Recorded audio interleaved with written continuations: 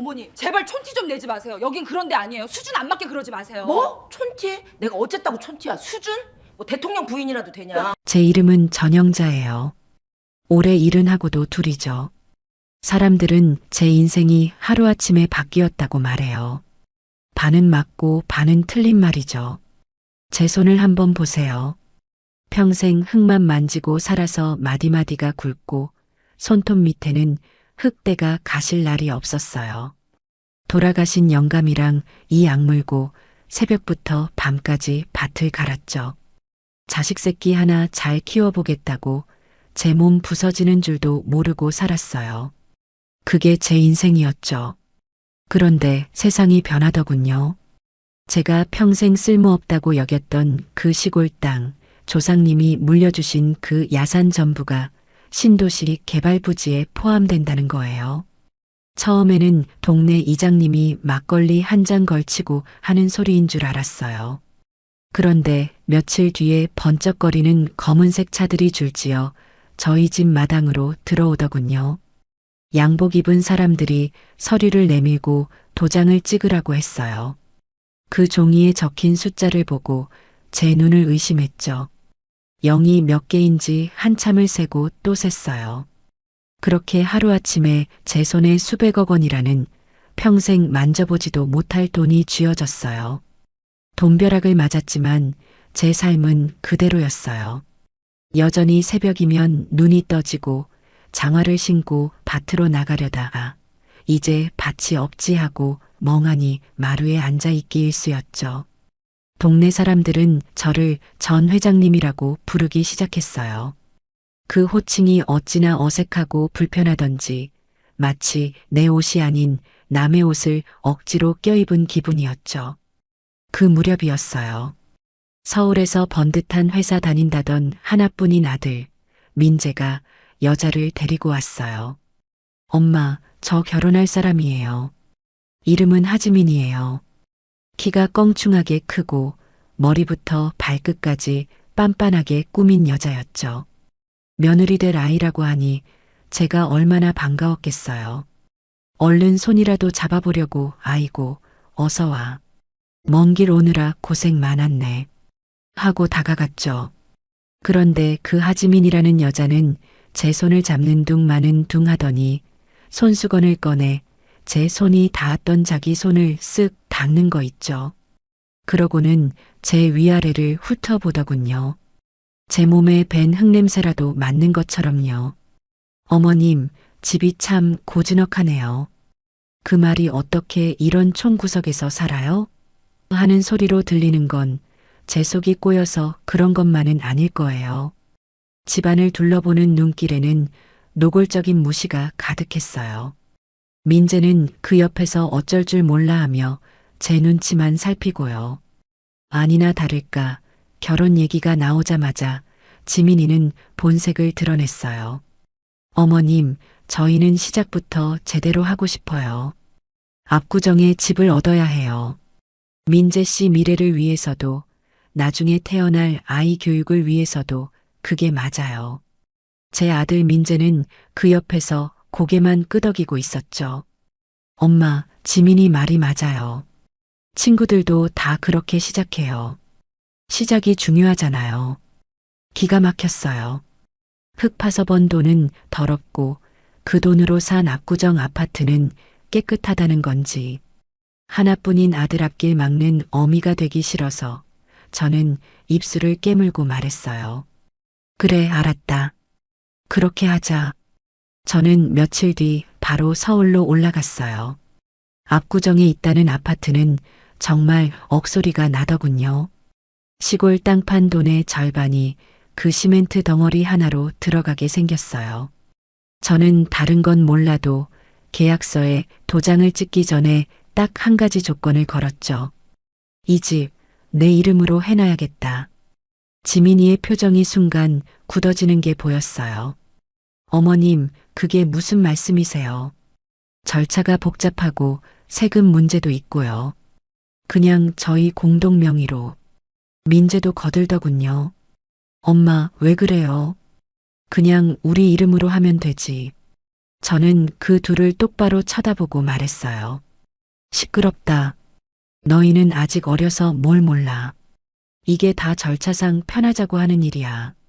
나중에 너희가 돈 모아서 진짜 너희 집 살 때까지만 내가 맡아두는 거니까 그런 줄 알아. 지민이는 입술을 삐죽거리면서도 더는 아무 말 못하더군요. 그렇게 제 돈으로 제 명의로 된 압구정 아파트에 아들 내외를 들여보냈어요. 비싼 집에서 사니까 이제는 시어미한테도 잘하겠지. 그렇게 헛된 기대를 했죠. 그렇게 몇 년이 흘렀어요. 첫째 손주가 태어났을 때는 그래도 병원에 오라고 해서 부랴부랴 올라갔죠. 돈다발을 쥐어주니 그때는 며느리도 웃더군요. 하지만 그것도 잠시였어요.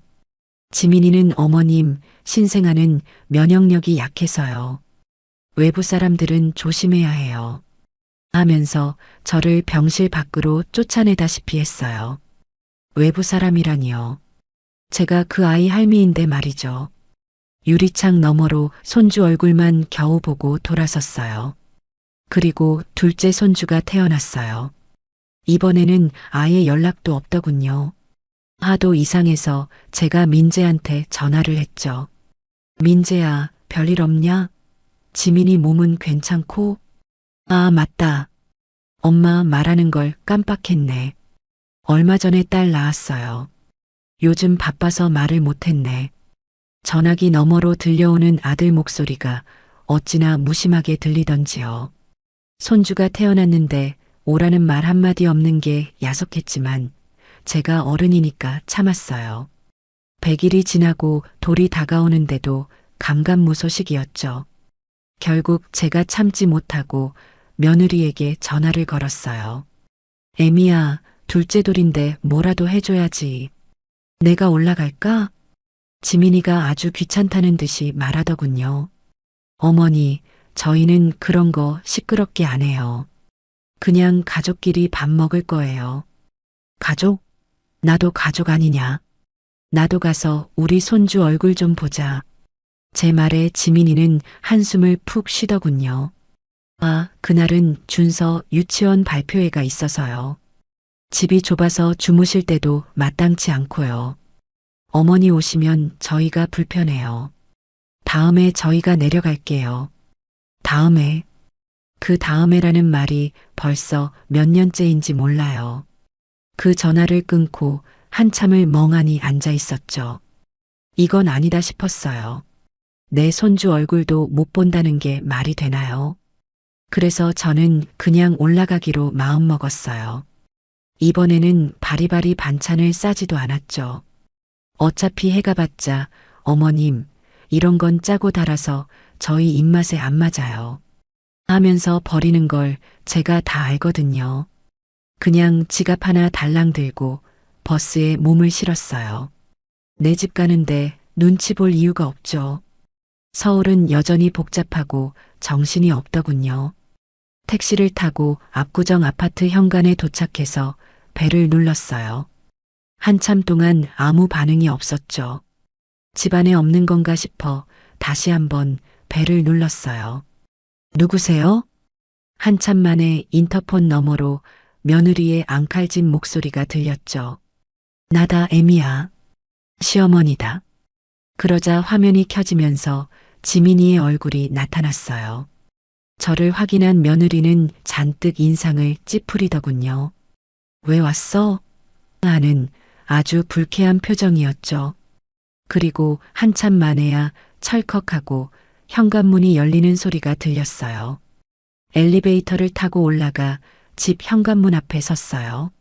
문이 열리기를 기다리는데 안에서 부산스러운 소리가 들리는 듯 했죠. 또 한참이 지나서야 문이 빼꼼 열렸어요. 지민이가 피곤해 절은 얼굴로 저를 막아 서듯 문을 잡고 서 있었죠. 어머니, 연락도 없이 웬일이세요? 그게 저를 본 며느리의 첫마디였어요. 어서 오세요도 그동안 잘 지내셨어요도 아니었죠. 아주 딱딱하고 차가운 목소리로요. 저는 그 자리에 서서 그냥 쓴웃음을 지었어요. 내 집에 들어가지도 못하고 며느리한테 입구에서 취조당하는 꼴이라니요. 저는 며느리가 비켜주지도 않는 그 좁은 현관에 서 있었어요.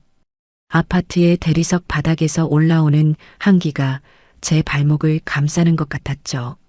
어머니, 어떻게 오셨어요?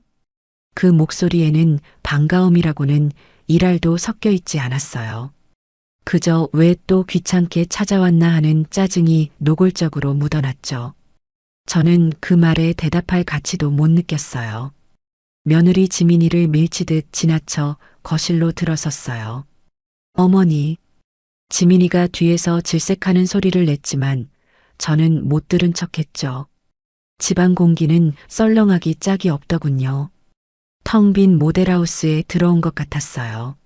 남편하고 시골집에서 살 때는 이 시간이면 구수한 된장찌개 냄새가 온 집안에 진동을 했는데 여기는 그런 사람 사는 냄새가 전혀 나지 않았죠.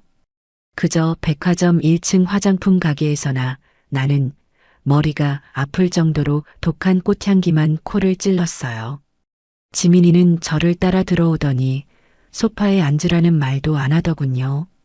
제가 거실 한가운데 멀뚱히 서 있는데도 그저 팔짱을 끼고 저를 빤히 쳐다보고만 있었죠. 마치 현관에서 신발 팔러 온 외판원 쳐다보듯이요. 저 지금 바빠서요. 용건 있으세요? 무슨 일로 오셨어요? 마치 돈 받으러 온 빚쟁이 취급을 하는 거예요. 수십억 원짜리 집을 공짜로 줘서 살게 해놨더니 그 집주인인 시어미한테 용건이 뭐냐고 묻다니요. 속에서 천불이 났지만 일단 손주들 얼굴부터 봐야겠다 싶었어요. 애들은 어디 있냐? 우리 강아지들 보러 왔지. 둘째 낳았다고 연락도 없어서 얼굴이나 보려고 왔다. 제 말에 지민이는 아주 노골적으로 아, 귀찮아 죽겠네 하는 표정으로 한숨을 푹 쉬었어요. 준서는 유치원 갔고요. 둘째는 지금 막 낮잠 들었어요. 겨우 재웠는데 어머니 때문에 깨면 저 오늘 하루 종일 고생해요. 그러면서 저를 현관 쪽으로 다시 밀어내려는 듯한 태도를 취했죠. 그럼 준서 올 때까지 기다리면 되겠네. 손주놈 얼굴은 보고 가야지. 저는 일부러 소파 쪽으로 걸어가 털썩 주저앉았어요.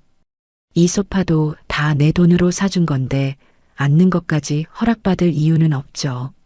지민이의 미간이 사정없이 구겨지는 게 보였어요. 저 시골 할망구가 저 비싼 소파에 함부로 앉는다는 게 불만인 눈치였죠. 며느리는 저한테 물 한 잔 내올 생각도 안 하고 그저 저를 위아래로 훑어봤어요. 어머니, 그 가방은 바닥에 내려놓으세요. 소파에 올리지 마시고요. 그거 다 이태리에서 주문한 패브릭이에요. 제가 들고 온 낡은 시장 가방이 더럽다는 투였죠. 저는 어이가 없어서 가방을 바닥에 툭 소리나게 내려놨어요. 물 한 잔만 다오. 목이 마르구나. 제가 말하자 지민이는 마지못해 주방으로 향했어요. 그러면서도 계속 저를 곁눈질했죠. 무슨 도둑 감시하는 것처럼요. 저는 맹세코 그 집에 있는 물건에 아무 관심도 없었어요. 그저 내 새끼, 내 손주들 얼굴이 보고 싶었을 뿐이죠. 거실은 너무 휑하고 차가워서 무슨 수술실에 앉아 있는 기분이었어요. 벽에는 가족사진 한 장 걸려 있지 않고 웬 점박이 그림 같은 것만 덩그러니 걸려 있더군요. 답답한 마음에 현관 쪽으로 다시 일어섰어요. 신발이나 좀 가지런히 놓아줄까 싶어서 신발장 쪽을 보는데 그 위에 놓인 이상한 물건이 눈에 들어왔어요. 그건 그냥 시커먼 돌멩이였어요.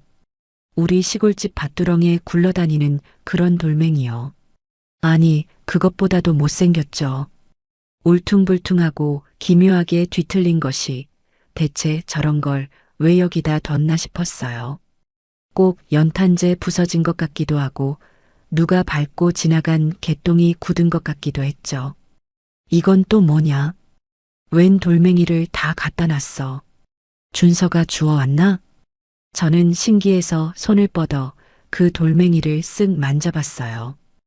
평생 흙 만진 손이라 거칠거칠한 제 손바닥에 차가운 돌의 감촉이 느껴졌죠.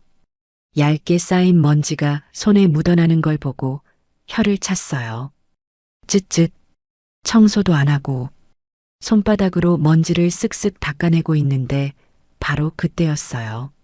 어머니, 지금 뭐 하시는 거예요? 지민이가 주방에서 뛰쳐나오며 빽소리를 질렀어요. 어찌나 날카로운 소리였는지 제 심장이 다 내려앉는 기분이었죠. 저는 화들짝 놀라 돌멩이에서 손을 뗐어요. 아이고, 깜짝이야. 사람 놀라게 왜 소리를 질러? 이게 뭐라고 만지지도 못하게 하냐? 제가 머쓱해서 한마디 했더니 며느리가 물을 든 컵을 탁 소리나게 내려놓고는 제게 달려오는 거 있죠. 그 얼굴이 시퍼렇게 질려 있었어요. 어머니, 제발. 그걸 그냥 돌로 보세요? 그럼 돌이지. 저게 쇠붙이로 보인다는 건지. 이거 유명한 작가님 작품이에요. 구하기도 힘든 거라고요. 어머니가 함부로 만지셔도 되는 그런 물건이 아니에요. 지민이는 마치 제가 자기 자식이라도 해코지한 것처럼 펄펄 뛰었어요. 작가? 돌멩이 주워다가 이름 붙이면 그게 작품이 되는 거냐? 우리 밭에 널린 게 저런 돌인데. 별일이네. 제 말이 끝나기도 전에 지민이가 제 말을 잘랐어요. 그 눈빛은 경멸 그 자체였죠. 밭이요? 어머니, 이걸 어머니 밭에 있는 돌이랑 비교하지 마세요. 수준 떨어지게. 뭐? 수준? 어머니, 아니 그 손으로 이걸 만지시면 어떡해요? 지문이라도 남으면 어쩔 거예요. 아, 진짜. 지민이는 서랍에서 하얀색 안경 닦는 청 같은 걸 꺼내와서 제가 만졌던 그 돌멩이를 박박 닦기 시작했어요. 마치 제가 무슨 더러운 병균이라도 옮긴 것처럼요. 저는 그 자리에 서서 할 말을 잃었어요. 내 돈 수십억 원으로 산 집에서 고작 몇 푼 하지도 않을 것 같은 그 돌멩이 하나 만졌다고 이런 수모를 당해야 하나 싶었죠. 며느리는 한참 동안 그 돌멩이를 닦고 나서야 저를 쏘아붙였어요. 어머니, 여긴 그런 데 아니에요. 뭐? 여긴 무슨 데냐? 내가 내 아들 집에서 돌멩이 하나 못 만져? 네, 못 만져요. 시골 헛간처럼 아무거나 막 만지고 아무데나 턱턱 짚고 그런 데 아니라고요. 여기 물건들 다 비싼 거예요. 어머니가 만지시다가 흠집이라도 나면 어쩔 거예요. 저 이거 얼마 주고 산 줄 아세요? 지민이는 숫자가 가득 적힌 무슨 종이까지 흔들어 보일 기세였죠. 알았으니까 그만 좀 해라. 돌멩이 하나 가지고 유세는. 제가 기가 차서 거실로 돌아오자 지민이가 뒤통수에 대고 소리쳤어요. 그러니까 제발 아무것도 만지지 마세요. 그냥 소파에 앉아만 계시라고요. 아셨어요? 마치 철없는 어린애 훈계하듯 말하고는 자기는 소파에 앉아 휴대폰만 들여다보기 시작했어요. 저는 그 자리에 한참을 더 서 있었죠. 앉으라고 해서 앉기는 했지만 가시방석이 따로 없었죠. 며느리 지민이는 저한테 물 한 잔 내오고는 제 맞은편 제일 비싸 보이는 1인용 의자에 앉아 휴대폰만 뚫어져라 쳐다보더군요. 저와는 눈도 마주치지 않았어요. 타닥 타닥. 며느리가 휴대폰 화면을 손가락으로 두드리는 소리만 거실에 울렸죠. 분명 누군가에게 제 흉을 보고 있는 게 틀림없었어요. 시어머니가 또 연락도 없이 쳐들어와서 행패 부린다고요. 집안은 숨막히게 조용했어요. 방 안에서 자고 있다는 둘째 손주 울음소리 한 번 안 들렸죠. 저렇게 조용히 자는 애가 제 발소리에 깬다는 게 말이 되나요? 그냥 제가 오는 게 싫어서 둘러댄 핑계였죠. 저는 목이 타서 쓴 보리차를 들이켰어요. 이 어색하고 불편한 시간을 어떻게든 버텨야 했죠. 준서라도 빨리 오면 좋겠다. 그 생각뿐이었어요. 그때였어요. 딩동하고 현관벨이 울렸죠. 지민이의 얼굴이 순식간에 활짝 펴더군요. 1초 전까지 저를 잡아먹을 듯이 쳐다보던 그 표정은 온데간데 없었어요. 며느리는 벌떡 일어나 거울 앞으로 달려가 머리를 매만지고 입술에 뭘 덧발랐죠. 그러고는 현관으로 달려나갔어요. 어머, 사모님들. 어서 오세요. 아이고, 이렇게 일찍 오셨네. 밖에 춥진 않으셨어요? 목소리 톤부터가 완전히 달라졌어요. 간이라도 빼줄 것처럼 살랑거리는 그 목소리에 닭살이 다 돋았죠. 저한테는 악다구니를 쓰던 그 목소리가 맞나 싶었어요. 거실로 여자 3명이 우르르 몰려들어왔어요. 하나같이 머리부터 발끝까지 번쩍거리는 것들을 휘감고 있었죠. 밍크 코트인지 뭔지 하는 비싸 보이는 외투를 입고 손가락에는 제 눈에도 굵어 보이는 금반지, 다이아몬드 반지를 주렁주렁 끼고 있었어요. 낮 시간인데도 화장은 어찌나 진하게 했던지 분냄새가 거실 공기를 가득 채웠죠. 쟤들은 저런 거 바르고 밥은 어떻게 먹나 그런 한가한 생각을 했어요. 그 여자들이 저를 발견했어요.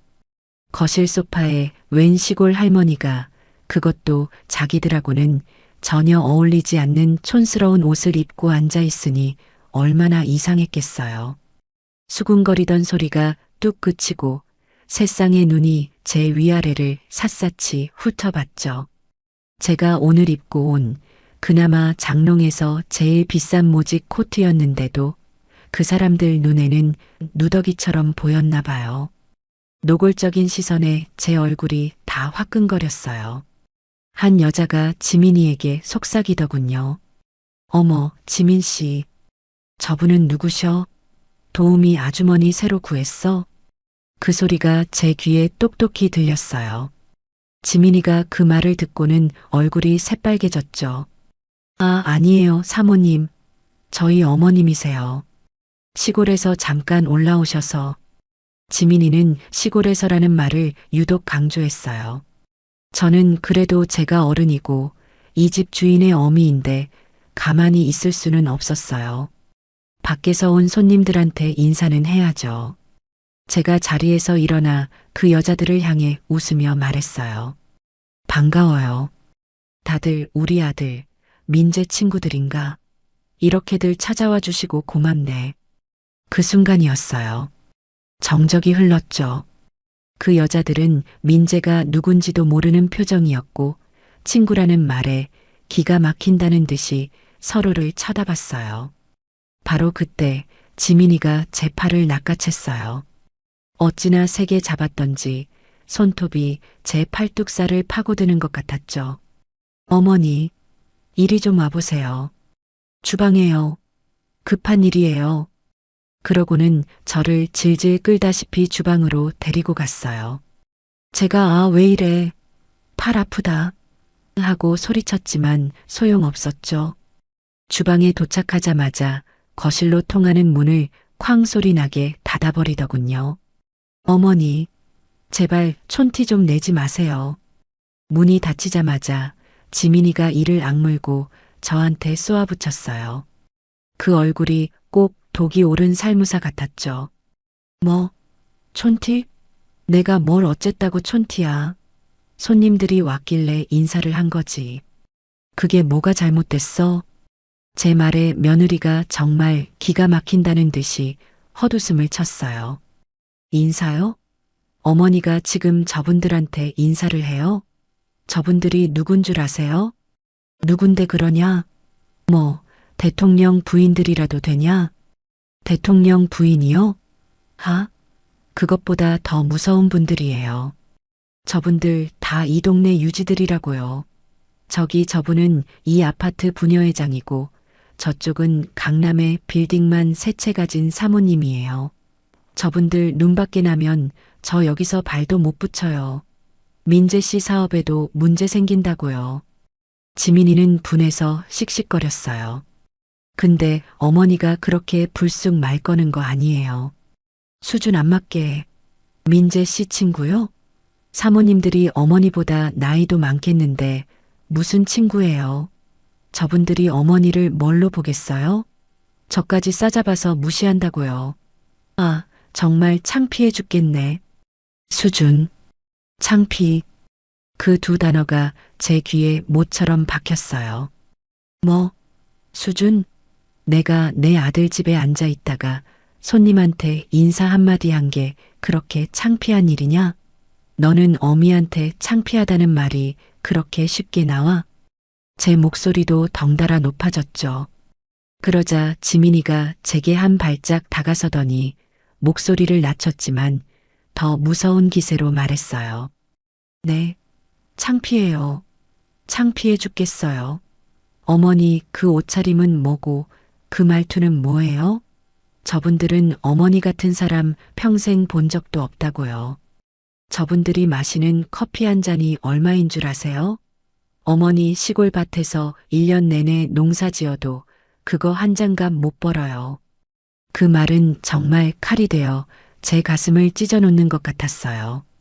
이게 제발 부탁이니까 제가 저분들 갈 때까지 방에 좀 들어가 계세요. 네, 저기 안방 옆에 있는 손님 방에 꼼짝 말고 계시라고요. 제가 창피해서 그래요. 어머니가 거기 계신 것만으로도 저분들한테 실례라고요. 그 말을 끝으로 며느리는 쾅 하고 주방 문을 열고 나가버렸어요. 문이 닫히기도 전에 그 가증스러운 목소리가 다시 들려왔죠. 어머, 사모님들, 죄송해요. 저희 어머님이 시골에서 잠깐 올라오셔서 아무것도 모르셔서 그래요. 몸이 좀 편찮으시다고 해서 방에 좀 모셔다 드렸어요. 이해 좀 해주세요. 저는 차가운 주방에 홀로 서서 부들부들 떨었어요. 내 돈으로 산 집에서 내 아들 집에 온 손님들한테 인사도 못하고 촌티 난다고 구박받으며 방에 처박혀 있으라는 소리나 듣다니요. 그것도 모자라 저를 몸 아픈 늙은이, 아무것도 모르는 시골뜨기 취급을 하다니요. 정말 피가 거꾸로 솟는 기분이었죠. 저는 그 차가운 주방 바닥에 주저앉을 뻔했어요. 거실에서는 그 여자들의 까르르거리는 웃음소리와 지민이의 아양 떠는 목소리가 계속 들려왔죠. 어머, 지민 씨, 이 커피잔 세트 새로 샀나 봐. 이거 한정판이라던데. 아유, 사모님은 눈썰미도 좋으셔. 민재 씨가 이번에 승진했다고 선물해줬지 뭐예요. 호호. 가증스러운 거짓말이었죠. 민재가 승진은커녕 맨날 회사에서 치여서 죽을 상인데 다 제 돈으로 사놓고는 남편이 사준 척 유세를 떠는 거였어요. 저는 분하고 서러워서 눈물이 다 나더군요. 하지만 여기서 울면 지는 거다 싶었어요. 울음 대신 욕이 목구멍까지 차올랐죠. 한참을 서 있다가 주방 싱크대에서 찬물을 한 바가지 BK 들이켰어요. 속에서 치미는 불을 끄고 싶었죠.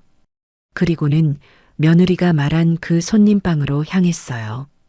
어차피 그 여자들 꼴을 보느니 차라리 방에 들어가 있는 게 낫겠다 싶었죠. 그런데 그 손님방이라는 곳은 방도 아니었어요. 문을 여니 퀴퀴한 곰팡이 냄새와 먼지 냄새가 훅 끼쳤죠. 그곳은 온갖 잡동사니를 쌓아둔 창고였어요.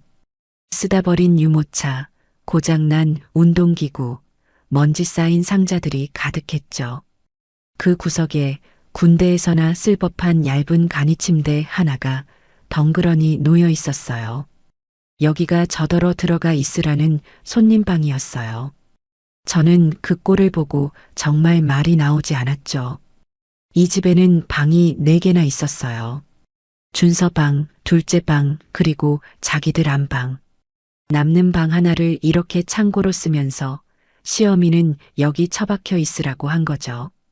저는 그 간이침대에 걸터 앉았어요. 엉덩이로 차가운 쇠 파이프가 느껴졌죠. 난방도 들어오지 않는 방이었어요. 저는 외투도 벗지 못하고 그 방에서 시간을 죽였어요. 밖에서 무슨 일이 일어나는지 며느리의 친구라는 사람들은 언제 돌아갔는지도 몰라요. 그렇게 몇 시간을 죽은 듯이 앉아 있었죠. 점심때가 한참 지났는데도 배가 고픈 줄도 몰랐어요. 아니, 배가 고팠지만 그 주방에 다시 나갈 용기가 나지 않았어요. 나가서 그 꼴을 보느니 차라리 굶어 죽는 게 낫겠다 싶었죠. 해가 지고 어둑어둑해질 무렵이었어요. 밖에서 준서가 돌아온 소리가 들렸죠. 엄마 다녀왔습니다. 하는 씩씩한 소리. 제 첫 손주였죠. 제가 반가워서 벌떡 일어나 문을 열려고 하는데 밖에서 지민이의 목소리가 들려왔어요. 준서야, 씻고 나와. 오늘 할머니 오셨어. 그러자 준서가 할머니? 어디? 하고 묻더군요. 저기 방에 계셔. 근데 할머니 지금 피곤하시니까 준서 들어가서 귀찮게 하면 안 돼. 알았지? 그냥 방에서 장난감 가지고 놀아. 제 손주까지 저한테 못 오게 막는 거였어요. 저는 문고리를 잡은 채로 얼어붙었죠. 얼마 뒤 며느리가 저녁으로 치킨인가 뭔가를 시켜 먹는 것 같더군요. 고소한 냄새가 문틈으로 새어 들어왔지만 며느리는 방문을 열고 어머니, 저녁 드세요 하는 말 한마디 하지 않았어요.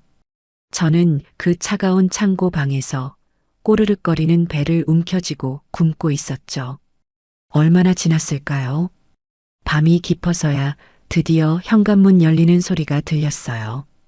다녀왔습니다. 지친 목소리. 제 아들 민재였죠. 저는 그 소리를 듣자마자 마지막 남은 힘을 쥐어짜서 방에서 뛰쳐나갔어요. 민재야. 거실로 나오니 지민이가 막 민재의 가방을 받아들고 있었죠. 여보 왔어요? 힘들었죠? 오늘은 저녁 시켜 먹었어요. 지민이는 저를 보더니 저 할망구가 또 왜 저러나 하는 표정으로 민재에게 눈짓을 했어요. 제가 먼저 선수 쳐야 했죠. 민재야, 너 이리 좀 와서 앉아봐라. 어미랑 할 얘기가 있다. 저는 다짜고짜 아들 팔을 잡아 끌어 소파에 앉혔어요.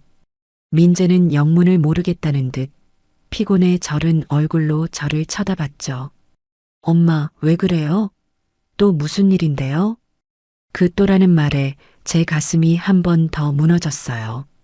이 집에서 제 존재는 그저 또 일어난 무슨 일에 불과했던 거죠. 너 오늘 낮에 무슨 일이 있었는지 아냐?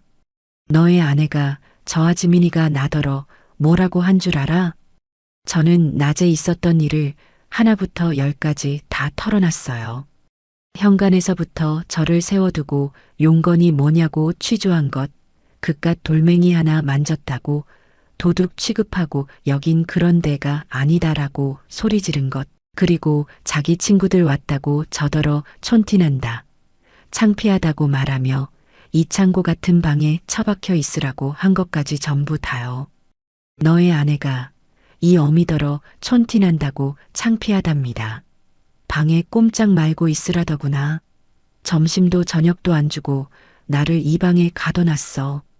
저는 제 아들이 며느리의 뺨이라도 올려붙일 줄 알았어요. 아니면 최소한 저한테 싹싹 빌면서 엄마 죄송해요. 지민이가 잘못했어요. 하고 제 편을 들 줄 알았죠. 제 하나뿐인 아들이니까요. 그런데 민재는 아무 말도 하지 않았어요.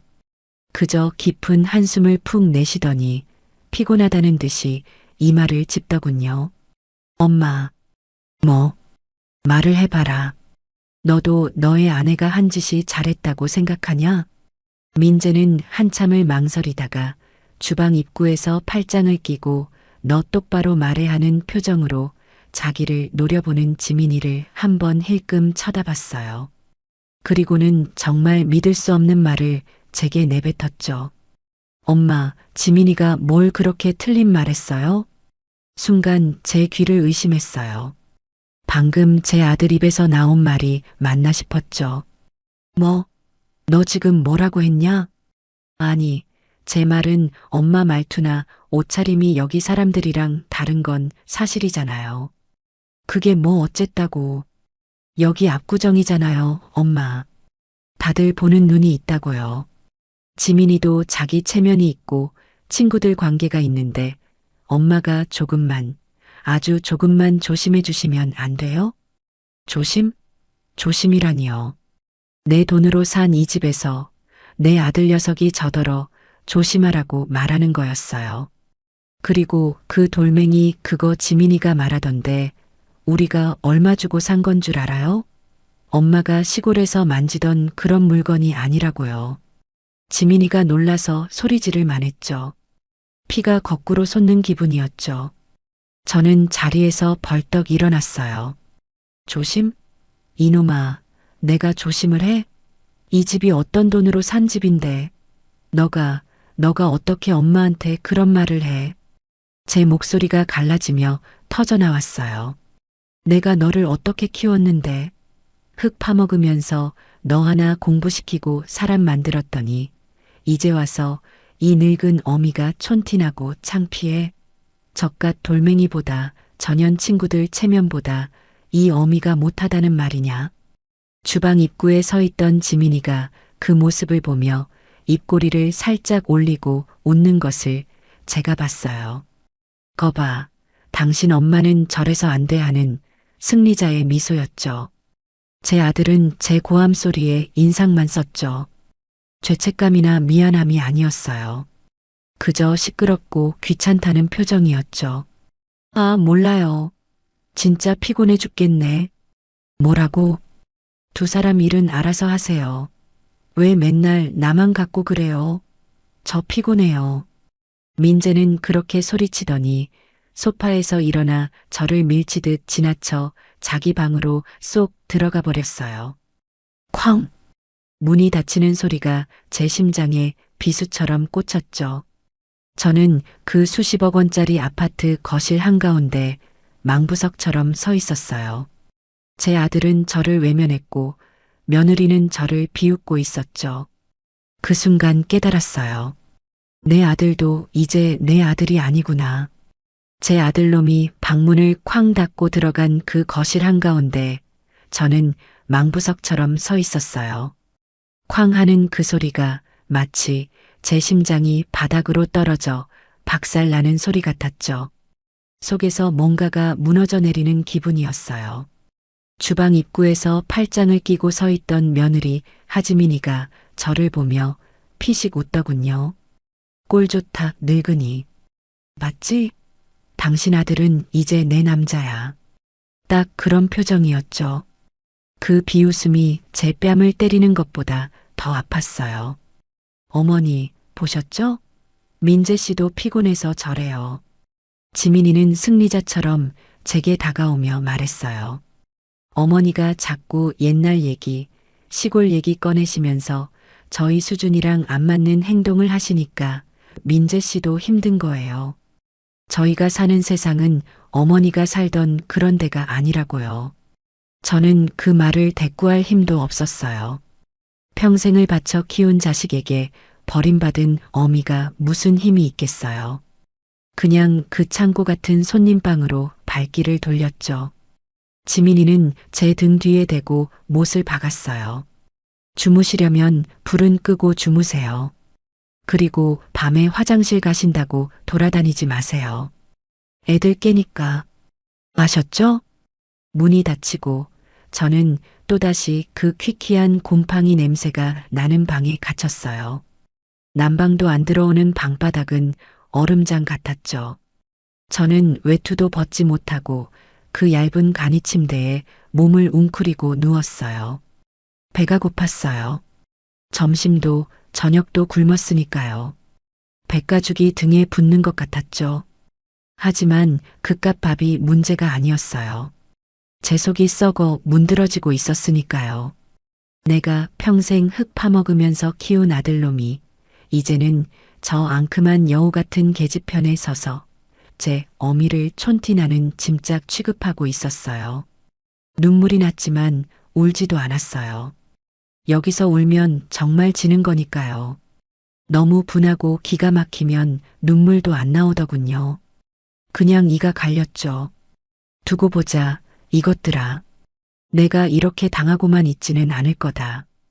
그렇게 밤을 꼬박 새우다시피 했어요.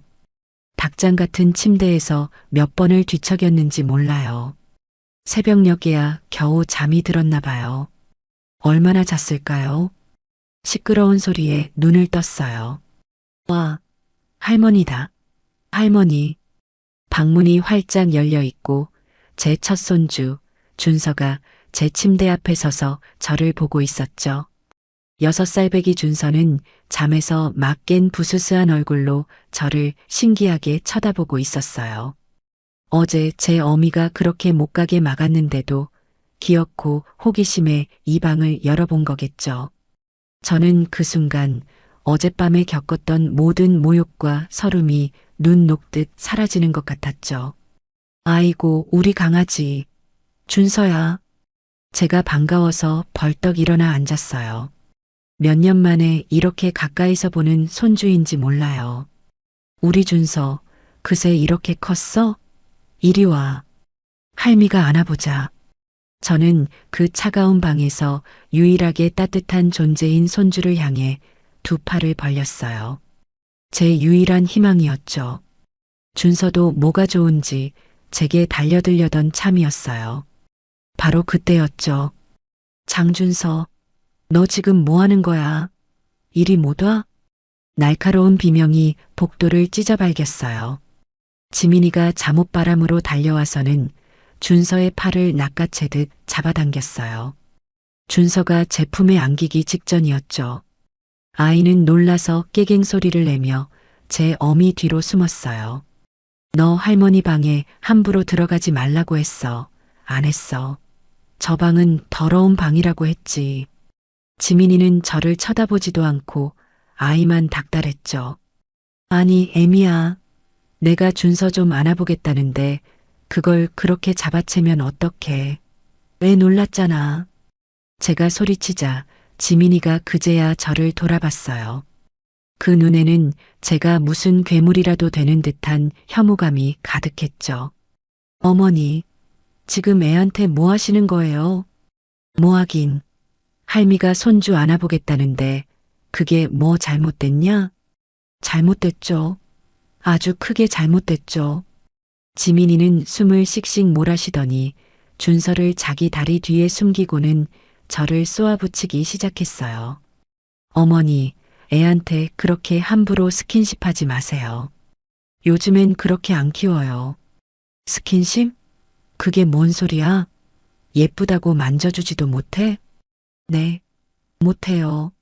어머니가 밖에서 뭘 만지셨는지 알고요? 시골에서 막 올라오신 분이 씻지도 않으시고 어젯밤에 씻으셨어요? 안 씻으셨죠? 그 더러운 손으로 우리 애 만지시려는 거였어요? 저는 기가 막혀서 제 손을 내려다봤어요. 어제 서울 온다고 목욕 재개하고 어젯밤에는 이가 갈려서 씻을 생각도 못했지만 그래도 더러운 손은 아니었어요. 그리고 정서적으로도 안 좋아요. 애들은 자기 몸에 바운더리라는 게 있어요. 어른들이 좋다고 막 만지고 껴안고 그거 다 애들한테는 스트레스고 심하면 정서적 학대예요. 어머니는 준서한테 그런 거 가르치실 거예요? 저는 제가 지금 무슨 말을 듣고 있는지 이해가 안 됐어요. 할미가 손주 예뻐하는 게 학대라니요. 너 지금 말이라고 하냐? 내가 내 손주 만지는 게 학대라고? 너야말로 애 잡겠다. 애를 그렇게 뺏어가면 애가 정서적으로 불안해지지. 그게 정상이냐? 어머니, 만진다는 그런 무식한 표현 좀 쓰지 마세요. 아이의 바운더리를 침범하시는 거라고요. 어머니 같은 분들이랑은 대화가 안 돼요. 준서야, 이리 와. 할머니는 지금 생각이 아프신 분이야. 가까이 가면 안 돼. 지민이는 그 말을 끝내고는 뒤에 숨어 벌벌 떨고 있는 준서를 앞으로 끌어냈어요. 준서야, 잘 들어.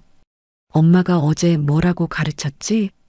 준서는 겁에 질린 눈으로 저와 지민이를 번갈아 쳐다봤어요. 할머니가 아니, 누가 됐든 준서 몸을 만지려고 하면 어떻게 하라고? 준서가 개미만 한 목소리로 말했죠. 싫다고 해요. 그렇지, 싫어요. 하고 크게 말하는 거야. 그리고 할머니가 이렇게 준서 안으려고 하면 노 하고 피하는 거야. 알았지? 지민이는 저를 똑바로 쳐다보면서 제 면전에 대고 그 말을 했어요. 자, 연습해보자. 준서야. 할머니가 준서야. 이리 와. 하고 팔 벌리면 노. 만지지 마세요. 하는 거야. 해봐. 저는 제 귀를 의심했어요. 저게 지금 제정신인가 싶었죠. 너 미쳤어? 이년아, 애한테 지금 뭘 가르치는 거야? 애 잡겠다. 제가 소리치자 지민이가 준서를 번쩍 안아들었어요. 그러고는 저를 벌레 보듯 쳐다보며 말했죠. 미친 건 어머니죠. 어머니 같은 분들 때문에 애들 인성 망가지는 거예요. 애 잡는 건 어머니라고요. 어머니의 그 구시대적이고 강압적인 애정 표현이 애를 망치는 거예요. 너, 다시는 제 허락 없이는 우리 준서 몸에 손끝 하나 대지 마세요. 아셨어요? 그리고 나오지 마세요. 어머니 몸에는 나쁜 기운이 있어요. 애한테 옮아요. 그러고는 방문을 쾅 하고 닫아버렸어요. 그리고 문 밖에서 철컥하고 문이 잠기는 소리가 들렸죠. 문 밖에서 준서가 우는 소리가 희미하게 들려왔죠. 저는 그 차가운 방에 홀로 서서 제 손주에게 만지지 말라는 교육을 시키는 며느리의 목소리를 들어야 했어요. 그것도 모자라 이제는 저를 이 방에 가둬버린 거예요. 정말 피가 거꾸로 솟다 못해 머릿속이 하얗게 비어버리는 것 같았죠. 내 손주는 이제 내 손주가 아니었어요. 저 며느리년의 작품이었죠. 그렇게 저는 창고방에 갇혔어요. 문고리를 돌려봤지만 밖에서 잠갔는지 꼼짝도 하지 않았죠. 애미야, 문 열어라. 너 지금 무슨 짓이야? 나 가둘 거야? 제가 문을 두드리며 소리쳤지만 밖에서는 아무 대답도 없었어요. 대신 지민이가 전화 통화하는 소리가 들려왔죠. 어머, 사모님. 네, 오늘 11시 브런치요? 좋아요. 안 그래도 준서 유치원 보내고 뭐 할까 했는데, 네. 저희 어머님이요? 아, 좀 편찮으셔서 방에서 쉬고 계세요. 갱년기인가 봐요. 기분이 오락가락하셔서 제가 잘 모셔야죠. 호호. 신경 쓰지 마세요. 그럼 이따 봬요. 저는 그 소리를 들으며 문을 치던 손을 멈췄어요. 온몸에서 힘이 빠져나갔죠. 전연이 저 앙큼한 것이 저를 편찮은 늙은이로 만들어서 방에 가둬놓고 자기는 브런치를 먹으러 가겠다는 거였어요. 시간이 얼마나 흘렀을까요? 준서를 유치원에 데려다 주는지 현관문이 닫히는 소리가 들렸고 집안은 쥐 죽은 듯이 조용해졌어요. 둘째 손주는 어디 있는 건지 우는 소리 하나 안 들렸죠. 저는 그 차가운 방바닥에 주저앉았어요. 배가 고팠어요. 어제 저녁부터 굶었으니 속이 쓰리고 아팠죠. 하지만 그 배고픔보다 더 참을 수 없는 건 모멸감이었어요. 내 돈으로 산 이 집에서 며느리한테 짐승 취급을 당하며 갇혀 있다니요. 시간이 흘러 점심때가 된 것 같았어요. 밖에서 지민이가 돌아온 소리가 들렸죠. 콧노래를 부르며 주방에서 뭔가를 하는 것 같았어요. 저는 다시 문을 두드렸죠. 애미야, 나 배고프다. 문 좀 열어봐. 한참 만에 문 밖에서 며느리의 목소리가 들려왔어요. 어머니, 아직도 그러고 계셨어요? 난 또 주무시는 줄 알았네. 너, 어머, 화내지 마세요. 피부에 안 좋아요. 문은 못 열어드려요. 어머니가 하도 소리 지르셔서 준서가 놀랄까봐 민재 씨가 오기 전까지는 그냥 거기 계시는 게 낫겠어요. 너 인연 너 제정신이야? 이게 뭐 하는 짓이야? 어머, 무서워라. 누가 들으면 오해하겠네. 저는 그저 보호해드리는 거예요, 어머니. 어머니가 흥분하셔서 밖에 나와서 또 무슨 일을 저지르실지 알고요. 그 돌멩이처럼 비싼 거 또 깨뜨리시면 어떡해요? 그러고는 발소리가 멀어졌어요. 저는 정말 이가 부득부득 갈렸죠. 그렇게 저녁이 될 때까지 저는 그 방에 갇혀 있었어요. 저녁이 되고 아들 민재가 퇴근하고 돌아왔죠. 현관에서부터 지민이의 아양 떠는 소리가 들렸어요. 여보, 오셨어요? 오늘 힘들었죠? 오늘은 민재 씨가 좋아하는 갈비찜 해놨어요. 갈비찜. 저는 어제 저녁부터 물 한 모금 제대로 못 마셨는데 저것들은 갈비찜을 해먹는다는 거였어요. 저는 마지막 남은 힘을 쥐어짜서 문을 두드렸어요. 민재야, 나 여기 있다. 민재야, 이 어미 좀 살려줘. 너의 아내가 나를 가뒀어.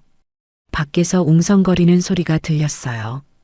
지민이가 뭐라고 속삭이는 소리, 그리고 민재가 한숨 쉬는 소리가 들렸죠. 철컥. 드디어 문이 열렸어요. 문 앞에는 민재와 지민이가 나란히 서 있었죠. 민재는 피곤하고 짜증난다는 표정이었고 지민이는 난 잘못 없다는 듯이 고개를 뻣뻣이 들고 있었어요. 엄마, 뭐 하시는 거예요? 집안 망신스럽게. 이웃들 다 듣겠네. 제 아들놈의 첫마디가 그거였어요. 망신? 너는 지금 이 꼴을 보고도 망신이라는 말이 나오냐? 너의 아내가 전현이 나를 여기 가뒀어. 어제 저녁부터 밥 한 끼 안 주고. 제가 지민이를 손가락질하며 소리치자 지민이가 눈물을 글썽이며 민재의 팔을 잡았죠. 여보, 나 무서워. 어머니가 아침부터 저렇게 소리 지르시고 준서가 놀라서 경기를 할 뻔했다고요.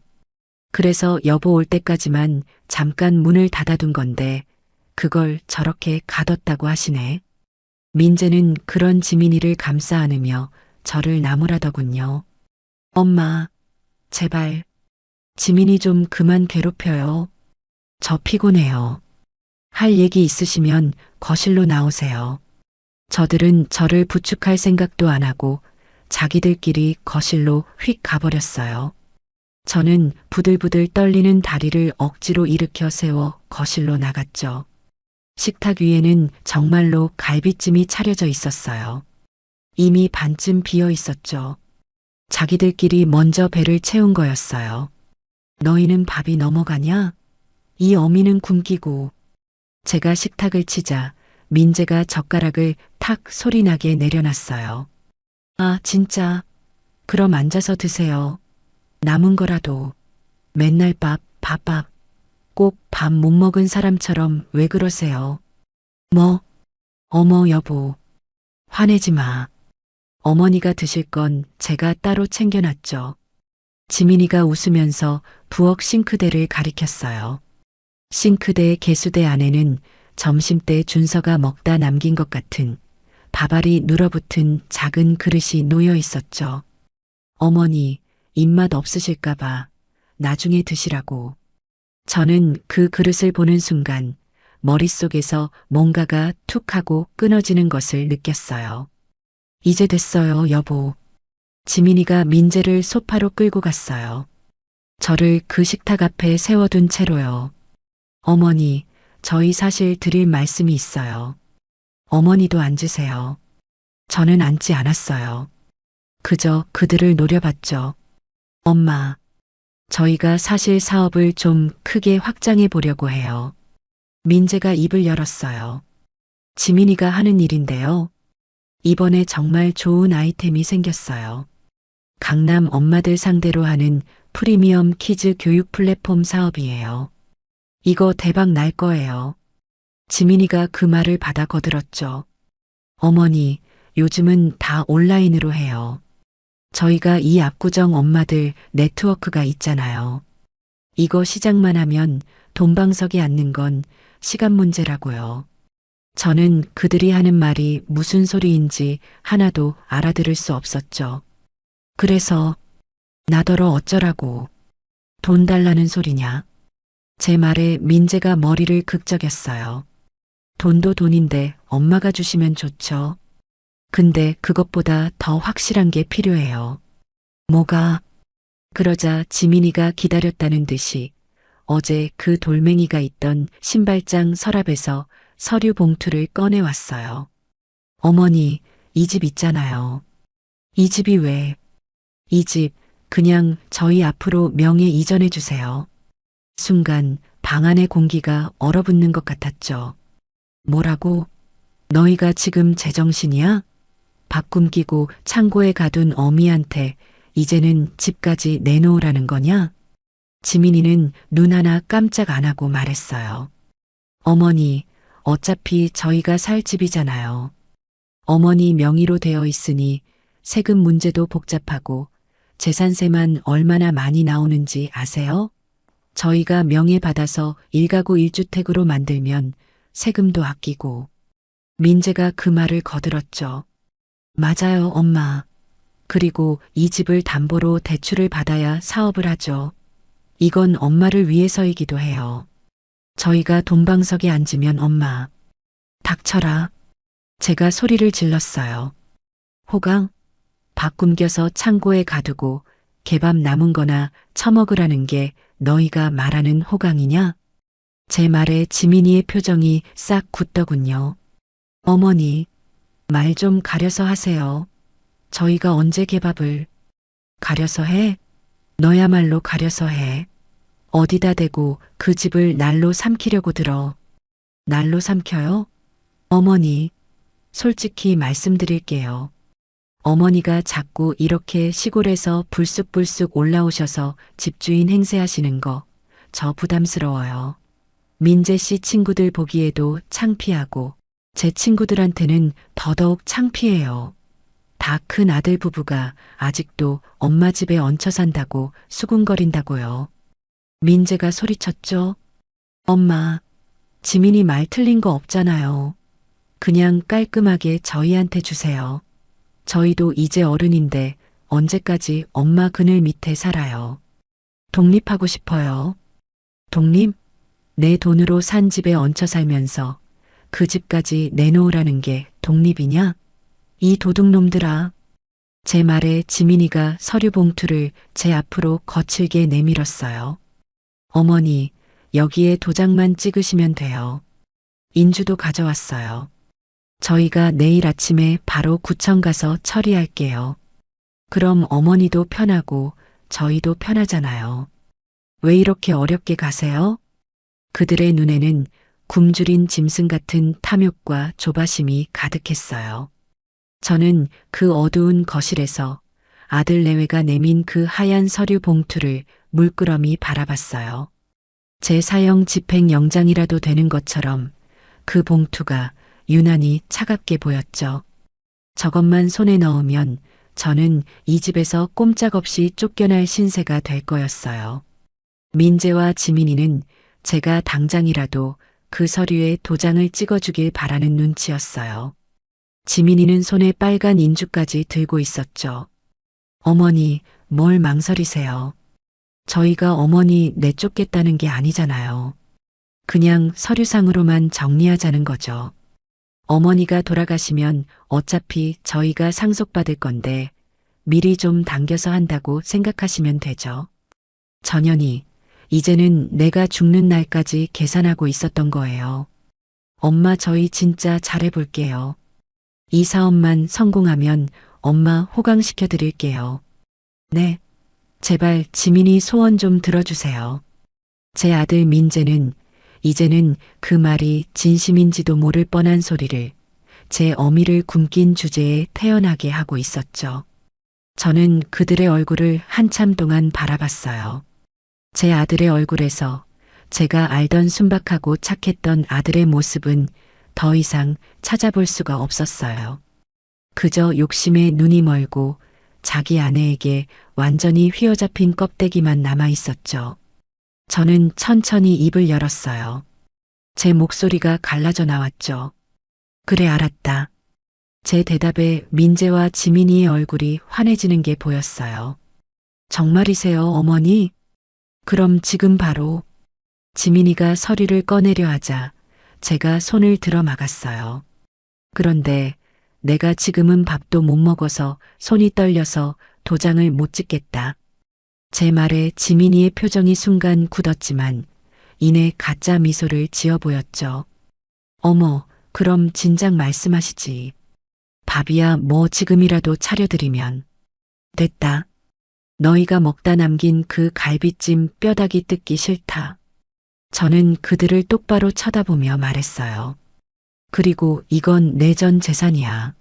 너희 말만 듣고 이렇게 캄캄한 데서 도장을 찍을 수는 없지.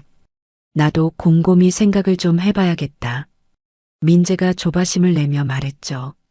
엄마, 뭘 또 생각을 해요? 그냥 찍어주시면. 시끄럽다. 제가 버럭 소리를 질렀어요. 어제 오늘 굶은 사람이라고는 믿기지 않을 만큼 큰 소리가 나왔죠. 내가 내일 아침까지 생각할 시간을 달라고 했다. 내일 아침에 너희 출근하기 전에 그때 얘기하자. 이제 나가봐. 늙은이 피곤하다. 제 단호한 태도에 두 사람은 순간 당황한 것 같았죠. 하지만 이내 서로 눈빛을 교환하더니 고개를 끄덕였어요. 어차피 도간에 든 쥐라고 생각했겠죠. 하룻밤 생각할 시간을 준다고 해서 이 늙은이가 자기들 소나기에서 벗어날 수 있을 리 없다고요. 알겠어요, 어머니. 그럼 푹 주무세요. 지민이는 마치 승리자처럼 여유롭게 말하고는 민재의 팔을 끌고 방을 나갔어요. 밥은 내일 아침에 맛있는 걸로 차려드릴게요. 그럼요. 그 가증스러운 목소리를 뒤로하고 저는 제 감옥인 그 창고 방으로 돌아왔어요. 이번에는 문을 잠그지는 않더군요. 자기들 목적을 이룰 때까지는 저를 살살 달래야 한다고 생각했겠죠. 철컥. 안방 문이 닫히는 소리가 들렸어요. 저는 그 차가운 간이 침대에 다시 앉아 밤이 깊어지기를 기다렸어요. 시계가 째깍거리는 소리도 들리지 않는 숨막히는 정적이었죠. 제 아들 부부가 잠들었을 시간. 밖에서 두 사람의 속삭이는 소리가 들리는 듯 했어요. 거봐, 내가 된다고 했지? 내일 아침에 도장 찍으면 바로 은행 가자. 저는 그 소리를 들으며 조용히 자리에서 일어났어요. 내 아들은 죽었다. 오늘 밤 저 두 도둑놈 손에 죽었다. 그리고 짐을 쌌죠. 짐이라고 할 것도 없었어요. 제가 입고 온 옷까지 2억에와 낡은 지갑뿐이었죠. 이 집에 들어오면서 들고 왔던 제 가방에 그것들을 쑤셔 넣었어요. 이 집에서 난 그 어떤 것도 가져가고 싶지 않았어요. 저는 그 차가운 간이 침대에 다시 앉아 밤이 깊어지기를 기다렸어요. 1시간, 2시간. 시계가 새벽 4시를 가리키고 있었죠. 저는 제 신발을 손에 들고 소리나지 않게 방문을 열었어요.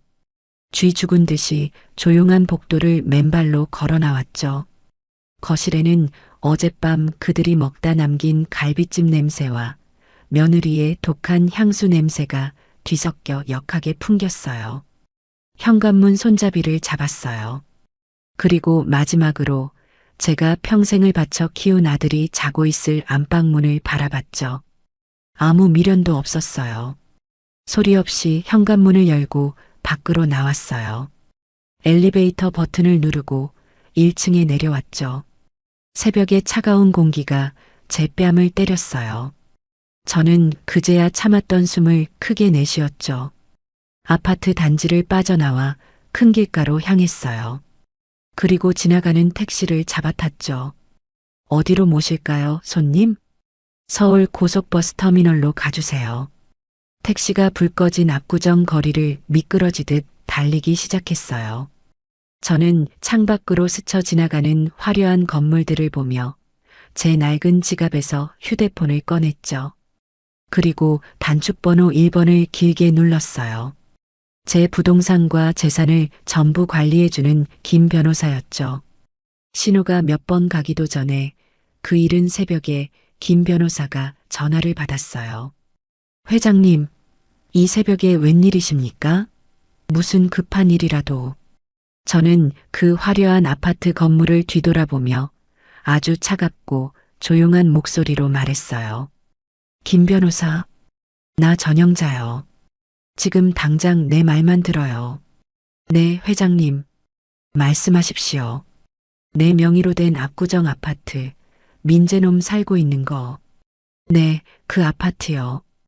그 집이 무슨 문제라도 당장 금매로 팔아요. 오늘 해 뜨는 대로 바로 시장에 내놔요. 전화기 너머에 김 변호사가 숨을 멈추는 게 느껴졌죠. 회장님? 지금 뭐라고 하셨습니까? 금매라니요. 회장님, 지금 시세가 조금만 기다리시면 시세 필요 없어요. 제가 말을 잘랐죠. 내 조건은 딱 하나야. 현금, 100% 현금 박치기. 그리고 일주일. 딱 일주일 안에 잔금까지 다 치르고 등기 이전 끝낼 수 있는 사람으로 구해. 집가? 몇 억이 아니라 10억이 싸져도 상관없어. 무조건 일주일이야. 회장님, 아니, 그래도 아드님이 사시는 집인데 이렇게 말 한마디 없이. 내 아들 없어요. 오늘 죽었으니까. 제 차가운 말에 김 변호사가 입을 다물었어요. 김 변호사, 내 말 못 알아들어요? 당장 팔아. 그리고 그 돈 전부 현금으로 뽑아서 내 시골집 금고로 가져와요. 할 수 있죠? 네, 알겠습니다, 회장님. 해 뜨는 대로 바로 진행하겠습니다. 저는 그렇게 말하고 김 변호사의 대답도 듣지 않고 전화를 끊어버렸어요. 택시는 이미 한강 다리를 건너고 있었죠. 동이 트기 시작하는 뿌연 강물을 바라보며 저는 생각했어요. 그래, 너희는 이제 너희 수준에 맞는 아주 고상한 곳에서 밥 빌어먹고 살아봐라. 제 속이 다 시원해졌어요. 서울을 떠나 시골집으로 내려오는 버스 안에서 저는 창밖만 멍하니 바라봤어요. 제 옆자리에 앉은 젊은 학생이 70 넘은 늙은이가 새벽 첫 차를 타고 훌쩍 떠나는 게 이상해 보였는지 저를 힐끔거렸죠. 저는 그 시선에도 아랑곳하지 않았어요. 제 머릿속은 차갑게 식어 있었죠. 뜨거운 분노가 지나가고 나니 이제 내가 뭘 해야 할지 아주 명확하게 보였어요. 서울의 그 높은 아파트, 그 숨막히는 시멘트 덩어리는 이제 제 기억 속에서 지워지고 있었죠. 터미널에 내려서 익숙한 시골길을 걸어 집으로 향했어요. 새벽녘에 도망치듯 빠져나온 서울 공기와는 전혀 다른 흙냄새와 풀냄새가 제 코로 스며들었죠. 그제야 숨통이 트이는 것 같았어요. 텅 빈 시골집은 저를 묵묵히 맞아주더군요. 며칠 집을 비웠다고 마루에 먼지가 살짝 앉아 있었죠. 저는 그 집에 들어서자마자 그 창고 방에서 입었던 옷, 그 더러운 기억이 묻은 옷을 모조리 벗어 아궁이에 던져 넣었어요. 그 며느리년의 독한 향수 냄새와 제 아들놈의 배신이 어있는 것 같아서 제 집에 들이고 싶지 않았죠. 불쏘시개로 불을 붙이자 그 비싼 모직 코트가 시커먼 연기를 내며 타들어갔어요. 저는 그 불길을 한참 동안 묵묵히 바라봤죠. 제 속에서 응어리졌던 것들이 저 불길과 함께 타서 날아가는 것 같았어요. 뜨거운 물로 몸을 씻고 제 몸에 맞는 편한 바지로 갈아입었어요. 그러고는 밥을 지었죠. 쌀을 씻고 냄비에 밥을 안치고 텃밭에서 갓 자란 상추 몇 장 뜯어다 된장에 푹 찍어 먹었어요. 어제 저녁부터 굶었던 제 몸속으로 따뜻한 밥이 들어오자 그제야 제가 다시 살아난 것 같았죠. 그년이 저한테 챙겨줬다는 그 개밥 그릇이 떠올랐지만 애써 고개를 저었죠. 저는 그날부터 아무 일도 없었다는 듯이 제 일상을 살았어요. 밭에 나가 잡초를 뽑고 닭모이를 주고 이웃집 순덕이 엄마랑 마루에 앉아 수박을 쪼개 먹었죠. 영자 씨, 아들네는 잘 다녀왔어? 손주들 많이 컸겠네. 오, 그럼. 아주 토실토실하니 예뻐 죽겠어. 지 애미 닮아서 아주 야무지더라고. 저는 태연하게 웃으며 거짓말을 했어요. 속으로는 칼을 갈고 있었죠. 제게는 휴대폰이 2개예요. 하나는 민재와 지민이가 아는 그저 그런 늙은이의 전화기.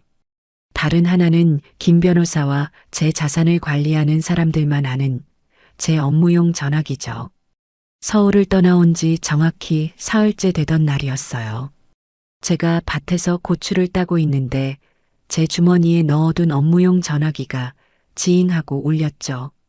김 변호사였어요. 여보세요, 김 변호사.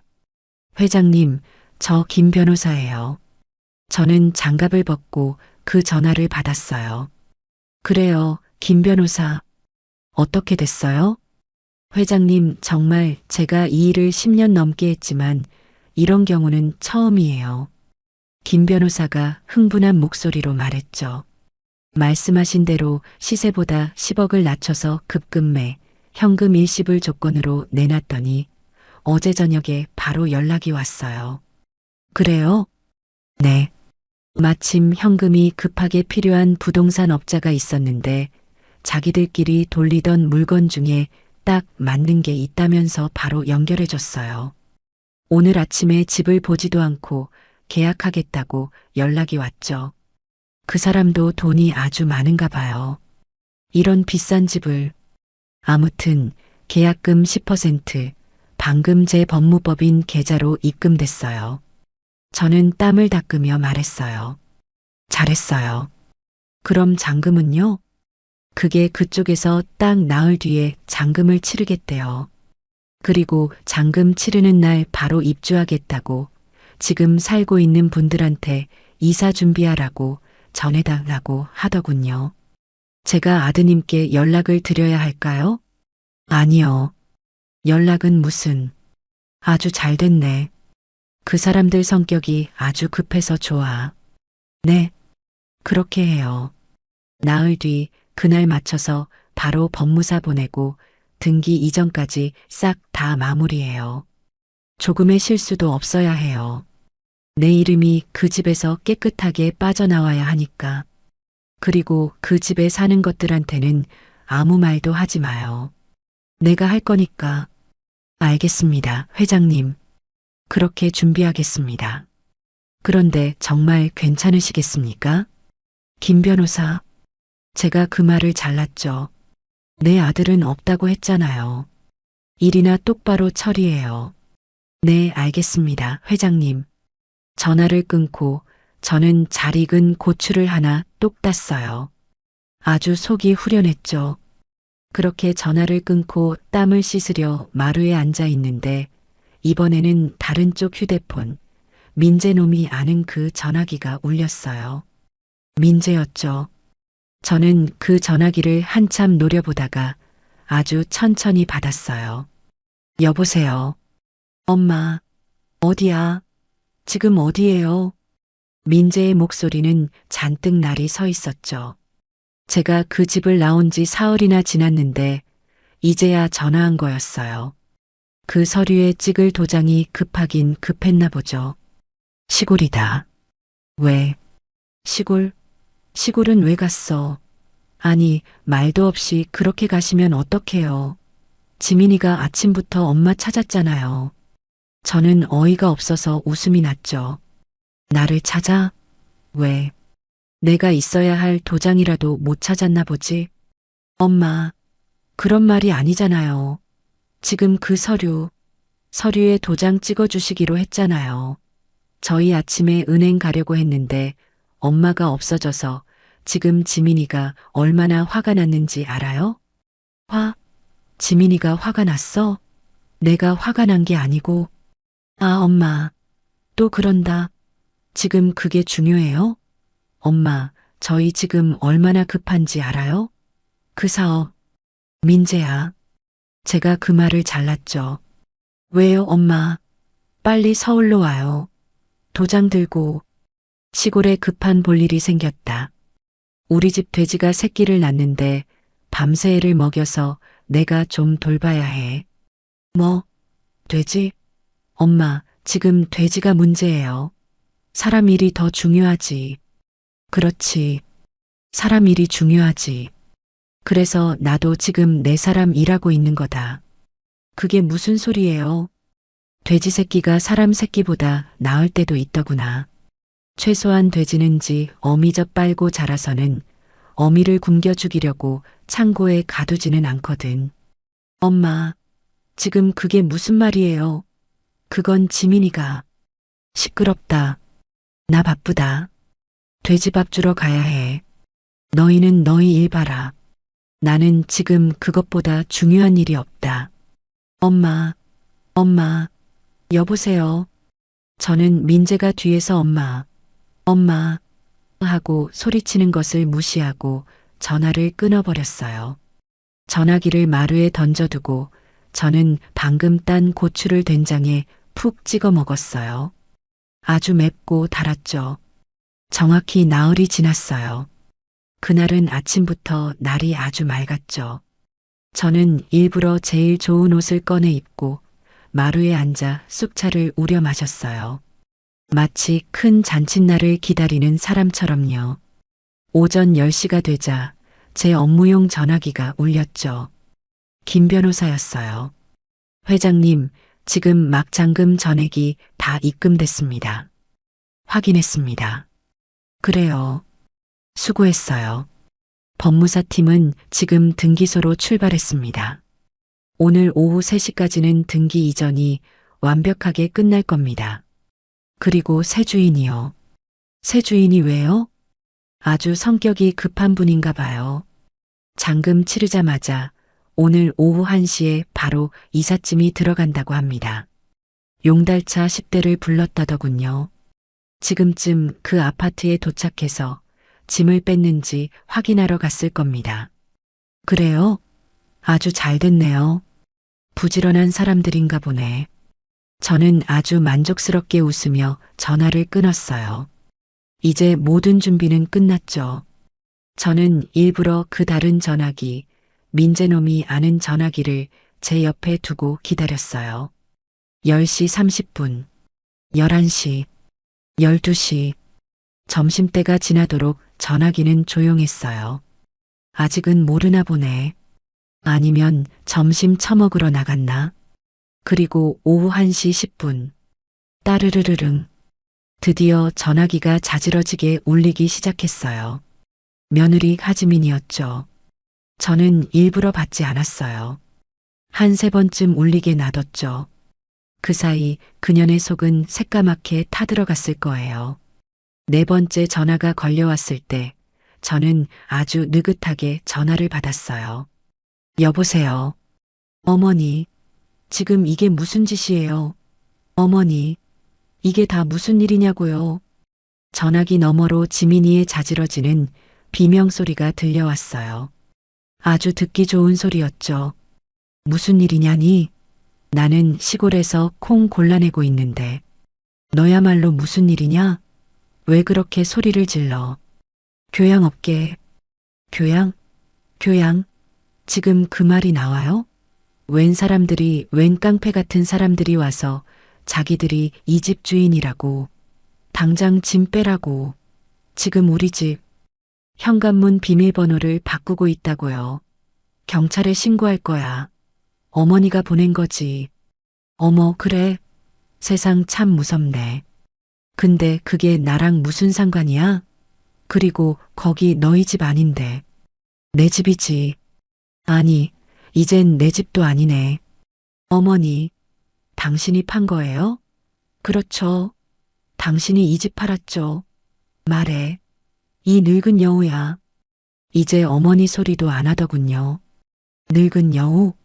내가 여우면 너는 뭐냐? 너는 구미호냐? 내가 내 집 팔았다는데 너한테 허락이라도 받아야 하니? 당신 미쳤어. 우리가 여기 사는데 어떻게 말 한마디 없이 우리더러 지금 당장 어디로 가라고.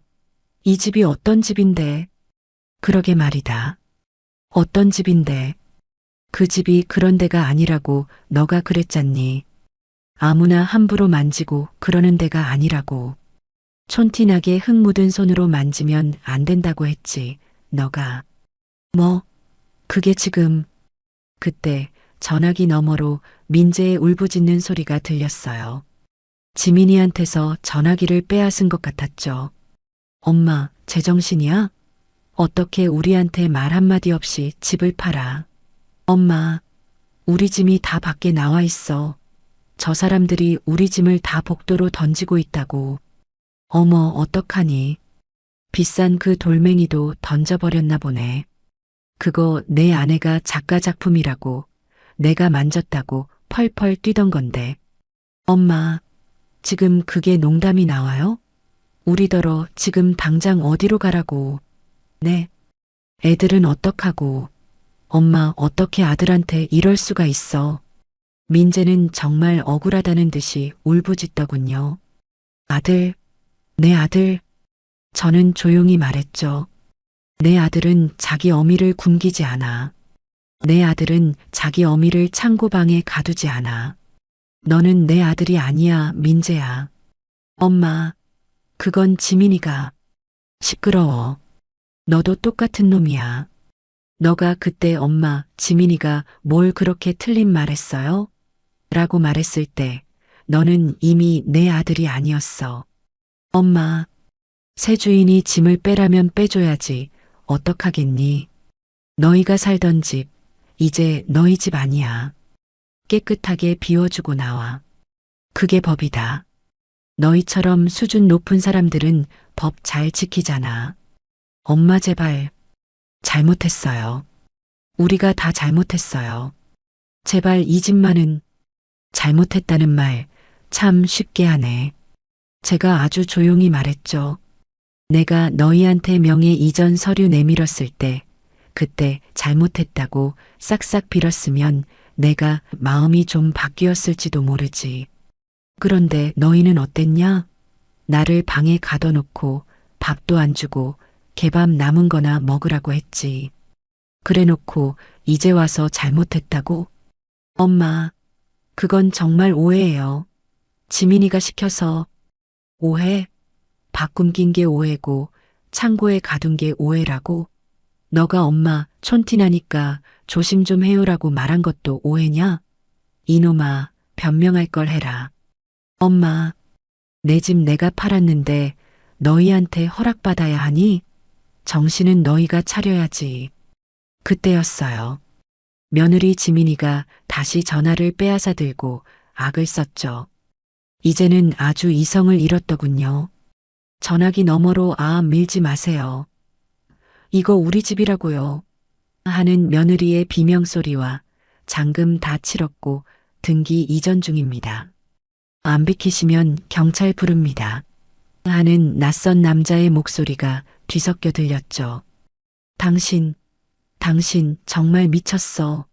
우리 길바닥에 나앉게 생겼다고. 이 늙은이가 노망이 났나? 당신 재산 다 뺏어버릴 거야. 우리가 소송 걸 거야. 불효자라고. 소송? 그래, 걸어봐라. 어디 한번 걸어봐. 저는 그 소리에도 눈 하나 깜짝 안 했죠. 내 명의로 된 집을 내가 팔았는데 무슨 수로 소송을 걸겠다는 거니? 너희는 그냥 거기 얹혀 살던 세입자만도 못한 것들이었어. 법적으로는 무상 거주자라고 하지. 공짜로 살게 해줬더니 이제는 집까지 내놓으라고? 그게 도둑놈 신부 아니냐? 지민이는 분해서 말도 못하고 씩씩거렸어요. 그 비싼 아파트 복도에서 이삿짐 센터 직원들이랑 새 주인이 쳐다보는 가운데 그 수준 높으신 사모님이 아주 꼴이 볼만하겠더군요. 저는 아주 상냥한 목소리로 그녀에게 마지막 인사를 해주기로 했죠. 어머 하지민, 왜 그렇게 길바닥에 나앉을 걱정부터 하니?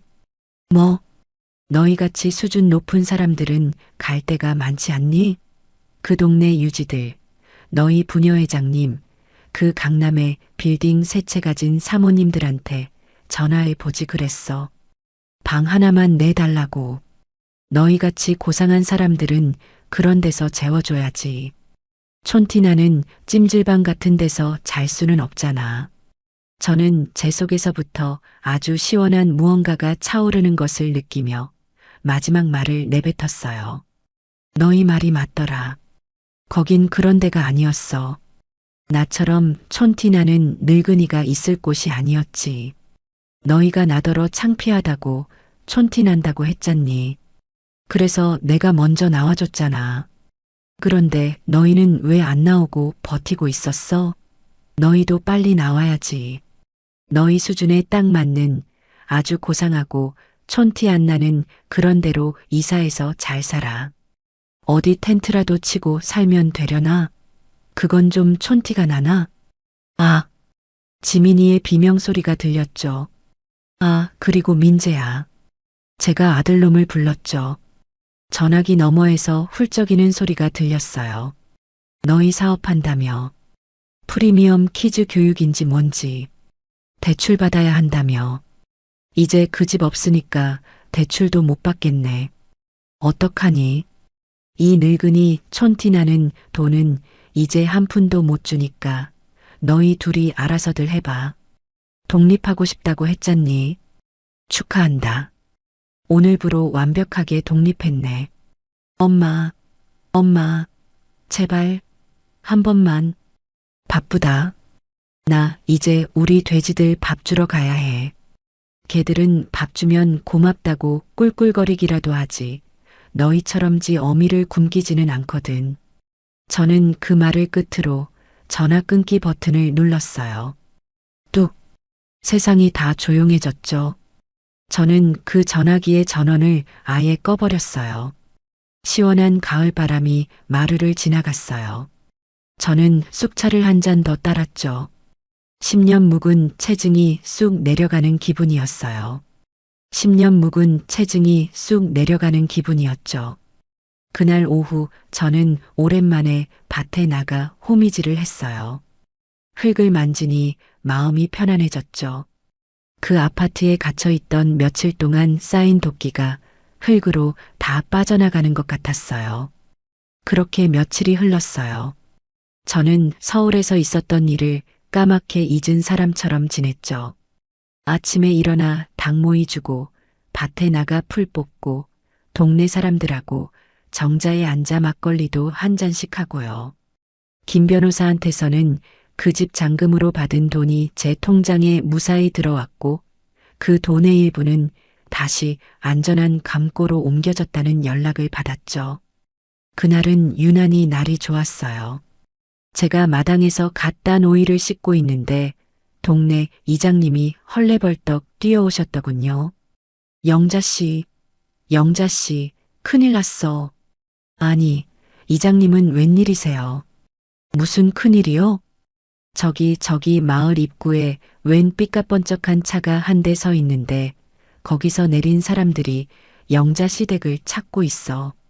근데 몰골이 영말이 아니야. 몰골이 말이 아니라고요? 응. 남자는 며칠 굶은 사람처럼 비틀거리고 여자는 아이고 말도 마. 머리는 산발을 해가지고 꼭 초상집에서 싸우다 온 사람들 같아. 영자씨 빚쟁이들이야? 저는 그 말을 듣고 씻던 오이를 툭 떨어뜨렸어요. 올 것이 왔구나 싶었죠. 빚쟁이는 아니고 빚 받으러 온 사람들이겠죠. 그게 무슨 소리야? 이장님, 저기 평상에 앉아서 이 오이나 드시고 계세요. 제가 치워야 할 쓰레기가 좀 있어서요. 저는 손을 닦고 대문 쪽으로 걸어 나갔어요. 아니나 다를까 저 멀리서 두 사람이 제 집 쪽으로 비틀거리며 걸어오고 있었죠. 제 아들 민재, 그리고 며느리 하지민이었어요. 며칠 만에 본 그들의 모습은 정말 가관이었죠. 민재는 비싼 양복 바지에 셔츠 차림이었지만 셔츠는 구겨질 대로 구겨져 땀에 절어 있었고 턱에는 수염이 거뭇거뭇했죠. 하지민은 더 볼만했어요. 그 비싼 명품 옷은 흙먼지에 더러워져 있었고 화장은 다 번져서 눈밑이 시커맸죠. 머리카락은 정말 이장님 말대로 까치집이 따로 없었어요. 그 수준 높던 압구정 사모님은 온데간데 없고 도끼만 남은 폐잔병의 모습이었죠. 그들이 저를 발견했어요. 엄마, 민재가 저를 보자마자 무슨 구세주라도 만난 것처럼 절뚝거리며 달려왔어요. 그러고는 제 대문 앞에서 퍽 하고 무릎을 꿇는 거 있죠. 엄마, 저희가 잘못했어요. 엄마. 민재는 흙바닥에 이마를 찧어가며 울부짖기 시작했어요. 하지민은 그 뒤에 서서 이 상황이 믿기지 않는다는 듯이 제 시골집의 허름한 대문을 멍하니 쳐다보고 있었죠. 저는 그 꼴을 가만히 내려다봤어요. 누구신가 했네. 웬 거지가 우리 집 마당에서 재롱을 부리나 했지. 제 차가운 말에 민재가 고개를 들었어요. 그 눈은 핏발이 서 있었죠. 엄마, 제가 죽일 놈이에요. 제가 엄마한테 어떻게 그런. 알면 일어나서 가봐라. 너희 같은 죽일 놈들은 우리 집에 들릴 수 없지. 엄마, 제발, 저희 갈 데가 없어요. 그날 집에서 쫓겨나고 여관이며 모텔이며 전전하다가 가진 돈도 다 떨어졌어요. 어머나, 제가 가짜로 놀라는 신용을 했죠. 그랬구나. 수준 높은 너희가 어쩌다가 터미널 대합실 신세까지 졌어. 그 압구정 사모님들은 다 어디 가고 그 빌딩 가진 친구가 재워줄 줄 알았는데 제 말에 뒤에 서 있던 하지민이 부들부들 떨더군요. 당신, 어디서 당신이야? 내 이름 전영자다, 이년아. 제가 쏘아붙이자 지민이가 제게 달려들 기세로 소리쳤어요. 당신이 어떻게 우리한테 이럴 수 있어. 당신 때문에 내 인생이, 내 사업이.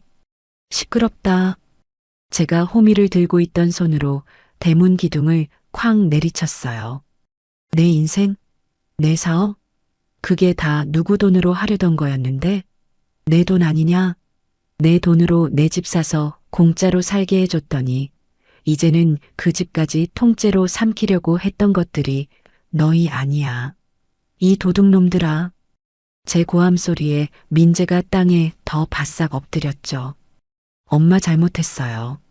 지민이가 시켜서 걔가 자꾸 사업해야 한다고, 엄마 집만 있으면 된다고 그래서 그래서 내 어미를 창고에 가두고 밥을 굶겼냐? 그래서 내 어미한테 촌티난다고 창피하다고 했어? 내 아내가 내 손주한테 할미 만지지 마라, 더럽다고 가르칠 때 너는 좋다고 웃고 있었지. 엄마 그건 됐어. 너 같은 건 내 아들 아니야. 너는 그때 죽었어. 너는 그냥 하지민이 옆에 붙어 사는 기생충이야. 저는 싸늘하게 말하고 대문을 닫으려 했어요.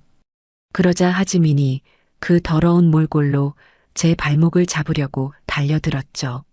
어머니, 아니 여사님, 회장님, 저희 정말 돈 한 푼만 주세요.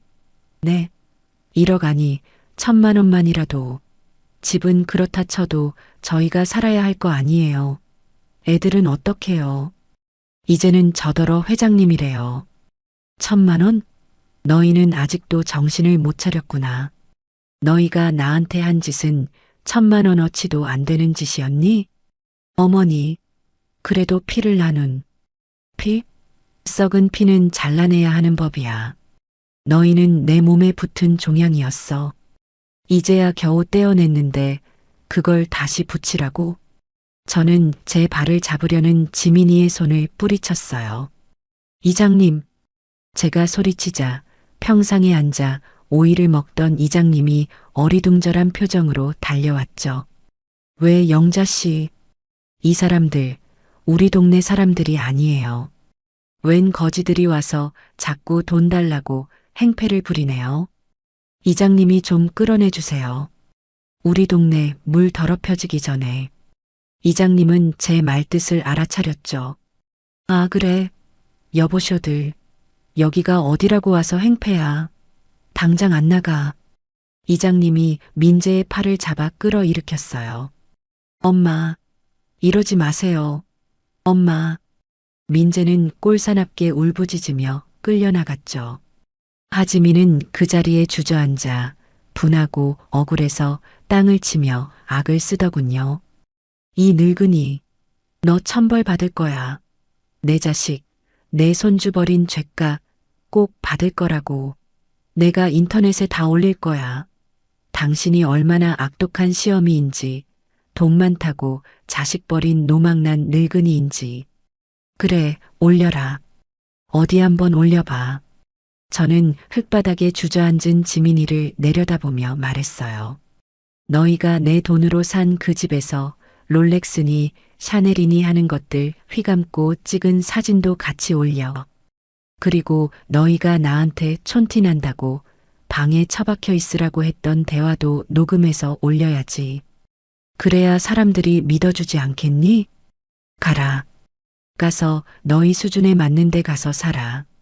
여긴 너희 같은 것들이 올 때가 아니야. 여긴 그런 데 아니에요. 너희가 나한테 했던 말 그대로 돌려줄게.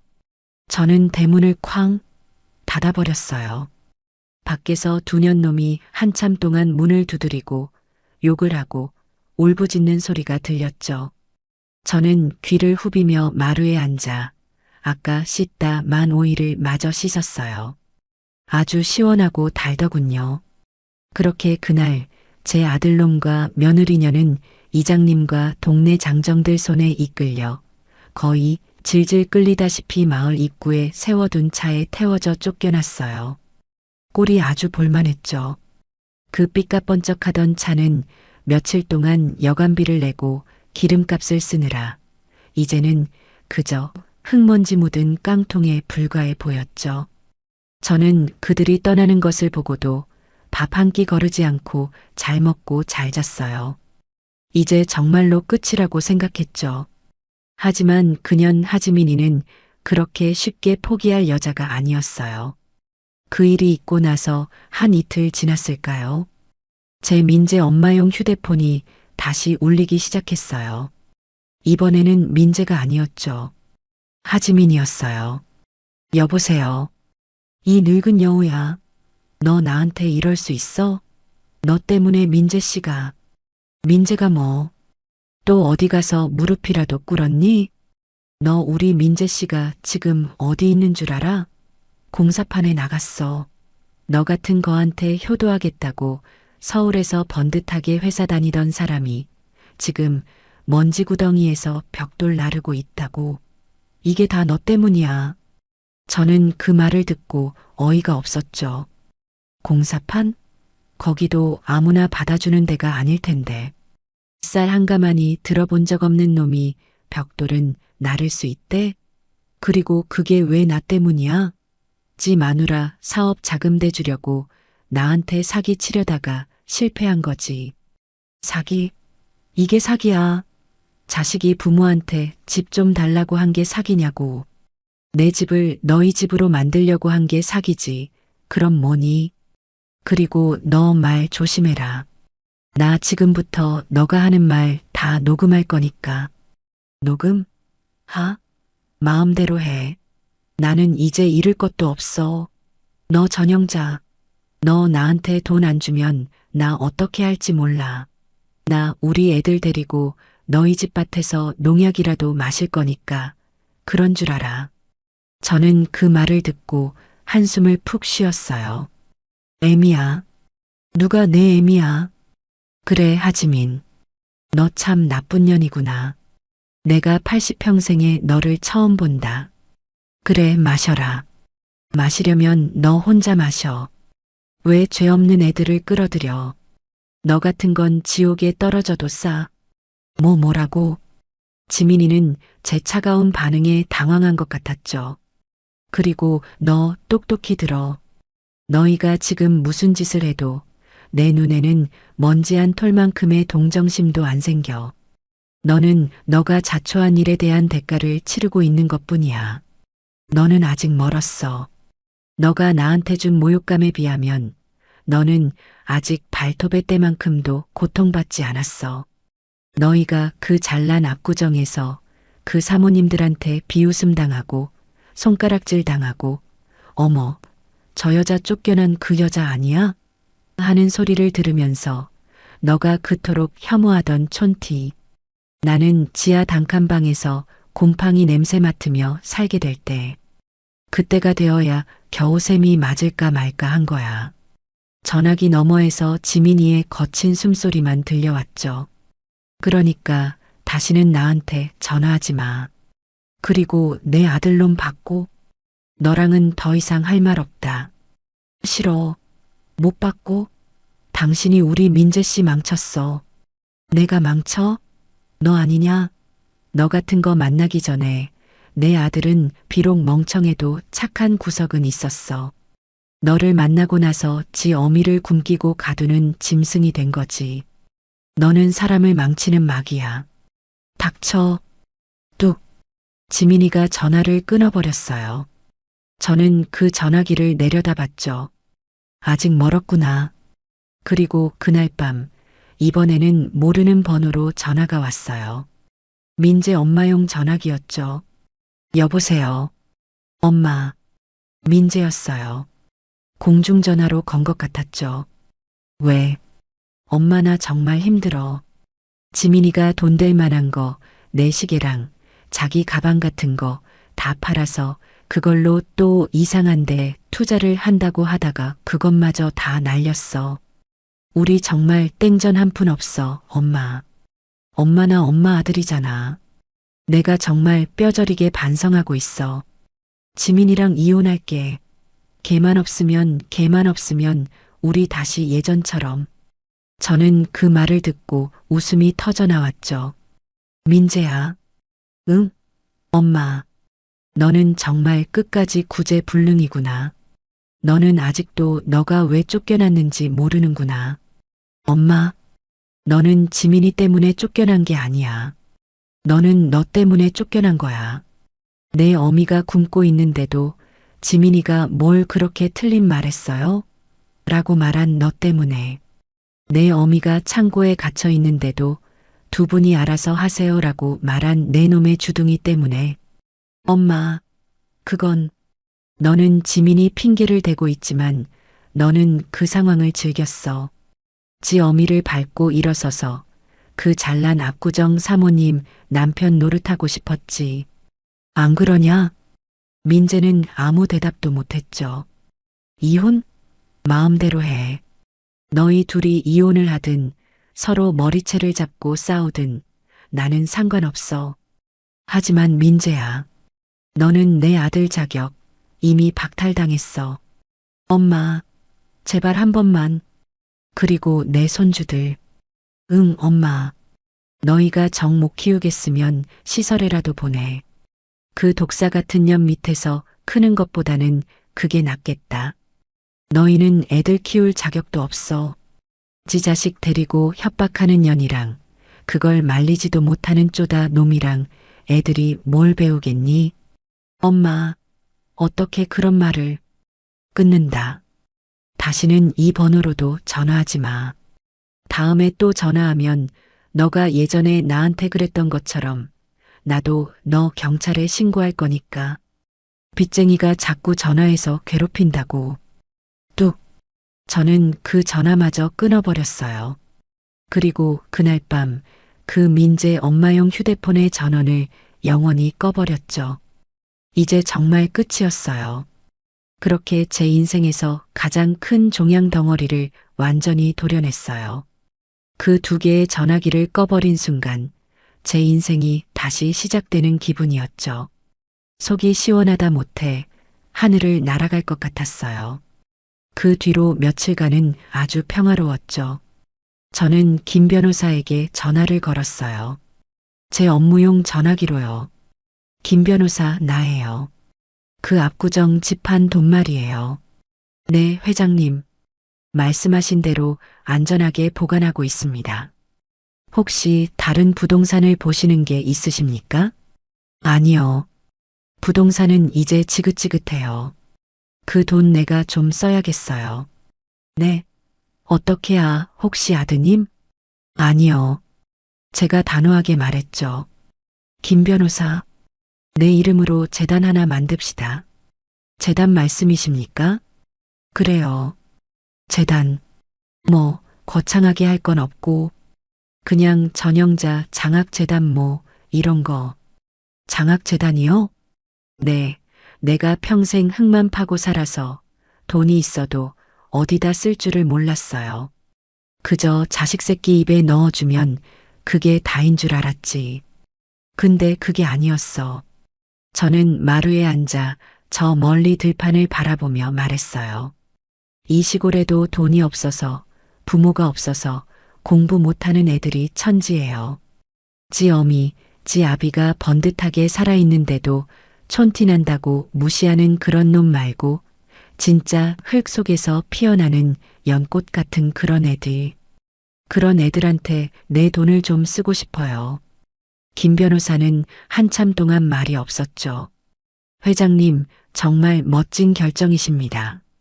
알겠습니다. 제가 당장 법률 검토 마치고 서류 준비해서 내려가겠습니다. 그래요. 그렇게 해요. 그 집 한 돈 싹 다 털어 넣을 거니까. 그리고 내 전 재산도 내가 죽으면 다 그 재단으로 가게 해줘요.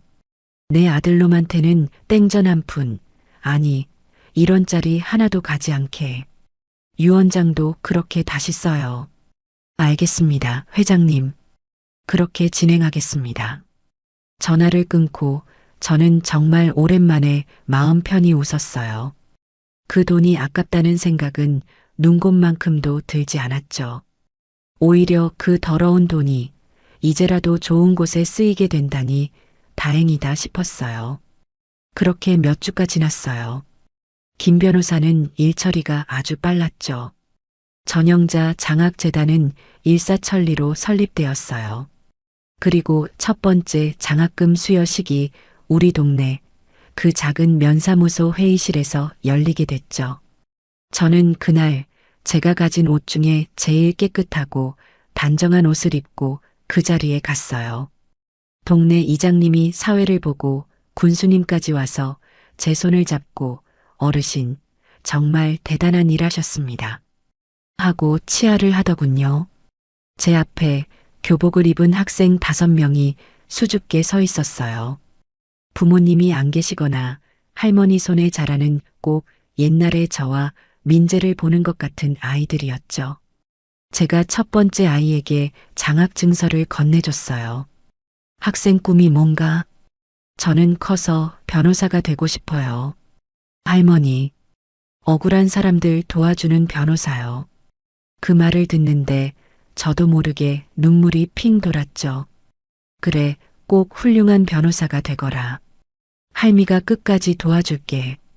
그렇게 아이들 손을 하나하나 잡아주는데 면사무소 직원이 제게 헐레벌떡 뛰어오더군요.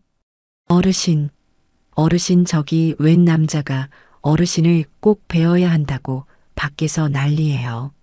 남자? 누군데? 모르겠어요. 몰골이 꼭 노숙자 같은데 자꾸 어머니, 어머니 하면서 제 심장이 쿵 내려앉았죠. 하지만 이내 평정심을 되찾았어요. 들여보내세요. 네, 하지만 괜찮아요. 들여보내시라고요. 잠시 후 면사무소 회의실 문이 열리고 한 남자가 비틀거리며 들어왔어요. 민재였죠. 하지만 제가 알던 민재가 아니었어요. 공사판에서 일한다던 말은 거짓말이 아니었는지 얼굴은 새까맣게 타고 손은 다 갈라져 있었죠. 비쩍 마른 몸에는 어디서 주워 입었는지 모를 냄새나는 작업복이 걸쳐져 있었어요. 한 달은 굶은 사람의 몰골이었죠. 그 꼴로 단상 위에 서 있는 저와 말끔한 교복을 입고 장학금을 받는 학생들을 멍하니 쳐다보더군요. 엄마, 민재가 저를 향해 기어오듯 다가왔어요. 엄마 이게 다 뭐야? 엄마 돈 많았잖아. 그 돈 이딴 애들한테. 사람들이 웅성거리기 시작했어요. 이장님이 민재를 막아서려 했죠. 어디서 온 노숙자가 와서 행패야. 여보쇼? 당장 나가. 비켜. 저분 우리 엄마란 말이야. 엄마. 나야. 민재. 엄마 아들. 민재가 저를 향해 손을 뻗었어요. 저는 마이크를 잡았어요. 민재야. 제 목소리에 민재가 멈칫했죠. 너는 너가 그토록 혐오하던 촌티가 뭔지 아냐? 엄마, 그건 흙 묻은 옷이나 사투리 쓰는 말투가 아니야. 바로 너처럼지 어미가 평생 땀 흘려번 돈을 지가 번 돈인 양날로 삼키려는 그 신보. 그게 촌티 중에 상촌티고 거지 중에 상거지야. 너는 이 아이들이 부럽지도 않니? 이 아이들은 비록 가진 것은 없어도 제 힘으로 훌륭한 사람이 되겠다고 저렇게 씩씩하게 서 있어. 그런데 너는 내 나이가 40이 다 됐는데 아직도 내 어미 돈을 탐내서 이 구질구질한 꼴로 여기까지 찾아왔어. 저는 민재를 똑바로 쳐다보며 말했어요. 나는 오늘 내 진짜 자식들을 찾았어. 여기 이 아이들이 땀의 가치를 아는 이 아이들이 너보다 100배, 1000배 나은 내 자식들이야. 그러고는 이장님을 향해 말했죠. 이장님, 저 사람 끌어내세요. 다시는 내 눈에 띄지 않게 아주 멀리 쫓아버리세요. 엄마, 안 돼. 엄마, 내가 잘못했어. 엄마, 나 좀 살려줘. 엄마. 민재는 이장님과 면사무소 직원들 손에 끌려나가며 짐승처럼 울부짖었어요. 마지막 순간 저를 바라보는 그 눈에는 분노도 원망도 아닌 그저 돈에 굶주린 탐욕만 나와 있었죠. 저는 그 모습을 끝까지 지켜봤어요.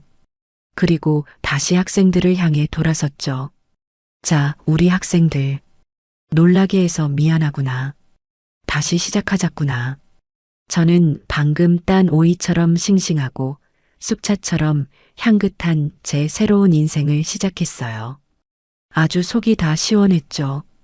시청자 여러분, 제 이름은 전영자예요. 제 길고 기막힌 이야기 처음부터 끝까지 다 지켜봐 주셨죠? 정말이지 이걸 어디서부터 어떻게 말해야 할지 지금도 가슴이 벌렁거리네요. 남들은 저더러 사이다라고 속 시원하다고들 하세요. 마지막에 아주 통쾌했다고 꼴 좋다고 해주시죠. 맞아요. 속이 시원하긴 하죠. 그 썩은 내 나는 아파트에서 도망쳐 나와서 그년놈들한테 전화로 내 집 내가 팔았다고 말할 때는 정말 10년 묵은 체증이 쑥 내려가는 것 같았어요. 하지만 시청자 여러분, 사실 제 속은 말이 아니었어요. 아무리 짐승 같은 놈이 되었어도 제 뱃속으로 낳고 제가 평생 흙 파먹으면서 키운 자식이에요. 마지막에 면사무소에서 그 거짓꼴로 나타나서 엄마 하고 기어오는데 제 가슴도 무너져 내렸죠. 그놈 손을 잡고 씻기고 따뜻한 밥 한 끼 먹이고 싶은 게 어미 마음이더군요. 그런데 어쩌겠어요. 제가 거기서 마음 약해져서 그 손을 잡았다면 저는 또 그 지옥으로 끌려 들어갔을 거예요. 썩은 살은 도려내야죠. 안 그러면 온몸이 다 썩어 문드러지는 법이니까요. 걔들은 제 돈만 본 게 아니에요. 제 인격, 제가 살아온 세월까지 다 짓밟았죠. 촌티난다. 창피하다. 여긴 그런 데 아니에요. 방에 좀 처박혀 계세요. 그 말들이 며칠 밤낮으로 제 귓가를 맴돌았어요. 그년이 제 손주 놈한테 할미 만지지 마라, 더럽다고 가르칠 때, 제 아들놈이 그걸 보고도 잘했다고 웃을 때, 저는 이미 제 자식을 잃은 거였죠. 밥을 굶기고 창고에 가둔 건, 그건 사람이 할 짓이 아니었어요. 여러분, 여러분이 보시기에는 어떠셨어요? 제가 너무 매정했나요? 아니면 이 정도는 해야 저 같은 늙은이가 당하고만 살지 않는다는 걸 보여줄 수 있었던 걸까요? 시청자 여러분이 만약 저 전영자였다면 어느 순간에 가장 화가 나고 속이 터지셨어요? 그깟 돌멩이 만졌다고 도둑 취급하며 여긴 그런 데 아니에요. 하고 소리 지르던 며느리년 하지민이의 그 낯짝이었나요? 아니면 다 듣고 나서 엄마 지민이가 뭘 틀린 말했어요? 하고 안에 편들던 제 아들놈 민재의 그 등신 같은 배신이었나요? 그것도 아니면 저를 창고방에 굶겨놓고 개밥 그릇 주면서 명예 이전 서류 내밀던 그 짐승 같은 두년놈의 탐욕이었나요? 또 언제가 가장 속이 시원하셨는지도 궁금해요. 제가 김 변호사한테 당장 팔아요. 현금 박치기로 하고 새벽에 전화했을 때요. 아니면 쫓겨난 그년놈들이 거짓골로 시골집에 찾아왔을 때 제가 여긴 그런데 아니에요 하고 대문 닫아버렸을 때요. 그것도 아니면 마지막에 면사무소에서 내 진짜 자식들은 여기 있다고 말하며 그놈을 쫓아냈을 때인가요? 여러분, 그 두년놈 민재랑 하지민이는 앞으로 어떻게 살 것 같아요? 제 아들놈이 저한테 이혼하겠다고 싹싹 빌던데 걔들이 정말 이혼했을까요? 아니면 끈 떨어진 거렁뱅이 신세가 되어서도 서로의 머리채를 잡고 다 너 때문이야. 원망하면서 그 지옥 같은 삶을 같이 살까요? 곰곰이 생각해봐도 그 독사 같은 하지민이가 제 아들놈을 가만 놔둘 것 같지가 않네요. 제가 마지막에 제 전 재산을 털어서 전영자 장학재단을 만든 건 정말 잘한 일 맞죠? 어차피 그 더러운 돈 그놈들 손에 쥐어줘봤자 제2, 제3의 피해자만 만들 뿐이에요. 차라리 이렇게 흙 속에서 땀 흘리는 진짜 보석 같은 아이들, 억울한 사람 돕겠다는 착한 아이들한테 쓰는 게 제 남은 인생에도 먼저 간 영감한테도 떳떳한 일이라고 생각했어요. 여러분도 제 마지막 결정 응원해 주실 거죠? 제 이야기를 보시면서 웃고 울고 또 같이 욕도 많이 해주셨을 거예요. 여러분의 생각이 참 궁금해요. 제가 어떤 점은 부족했고 어떤 점은 잘했는지 여러분 한마디 한마디가 저한테는 큰 힘이 될 것 같아요. 댓글 많이 좀 달아주세요. 저도 틈틈이 다 읽어볼게요. 고맙습니다.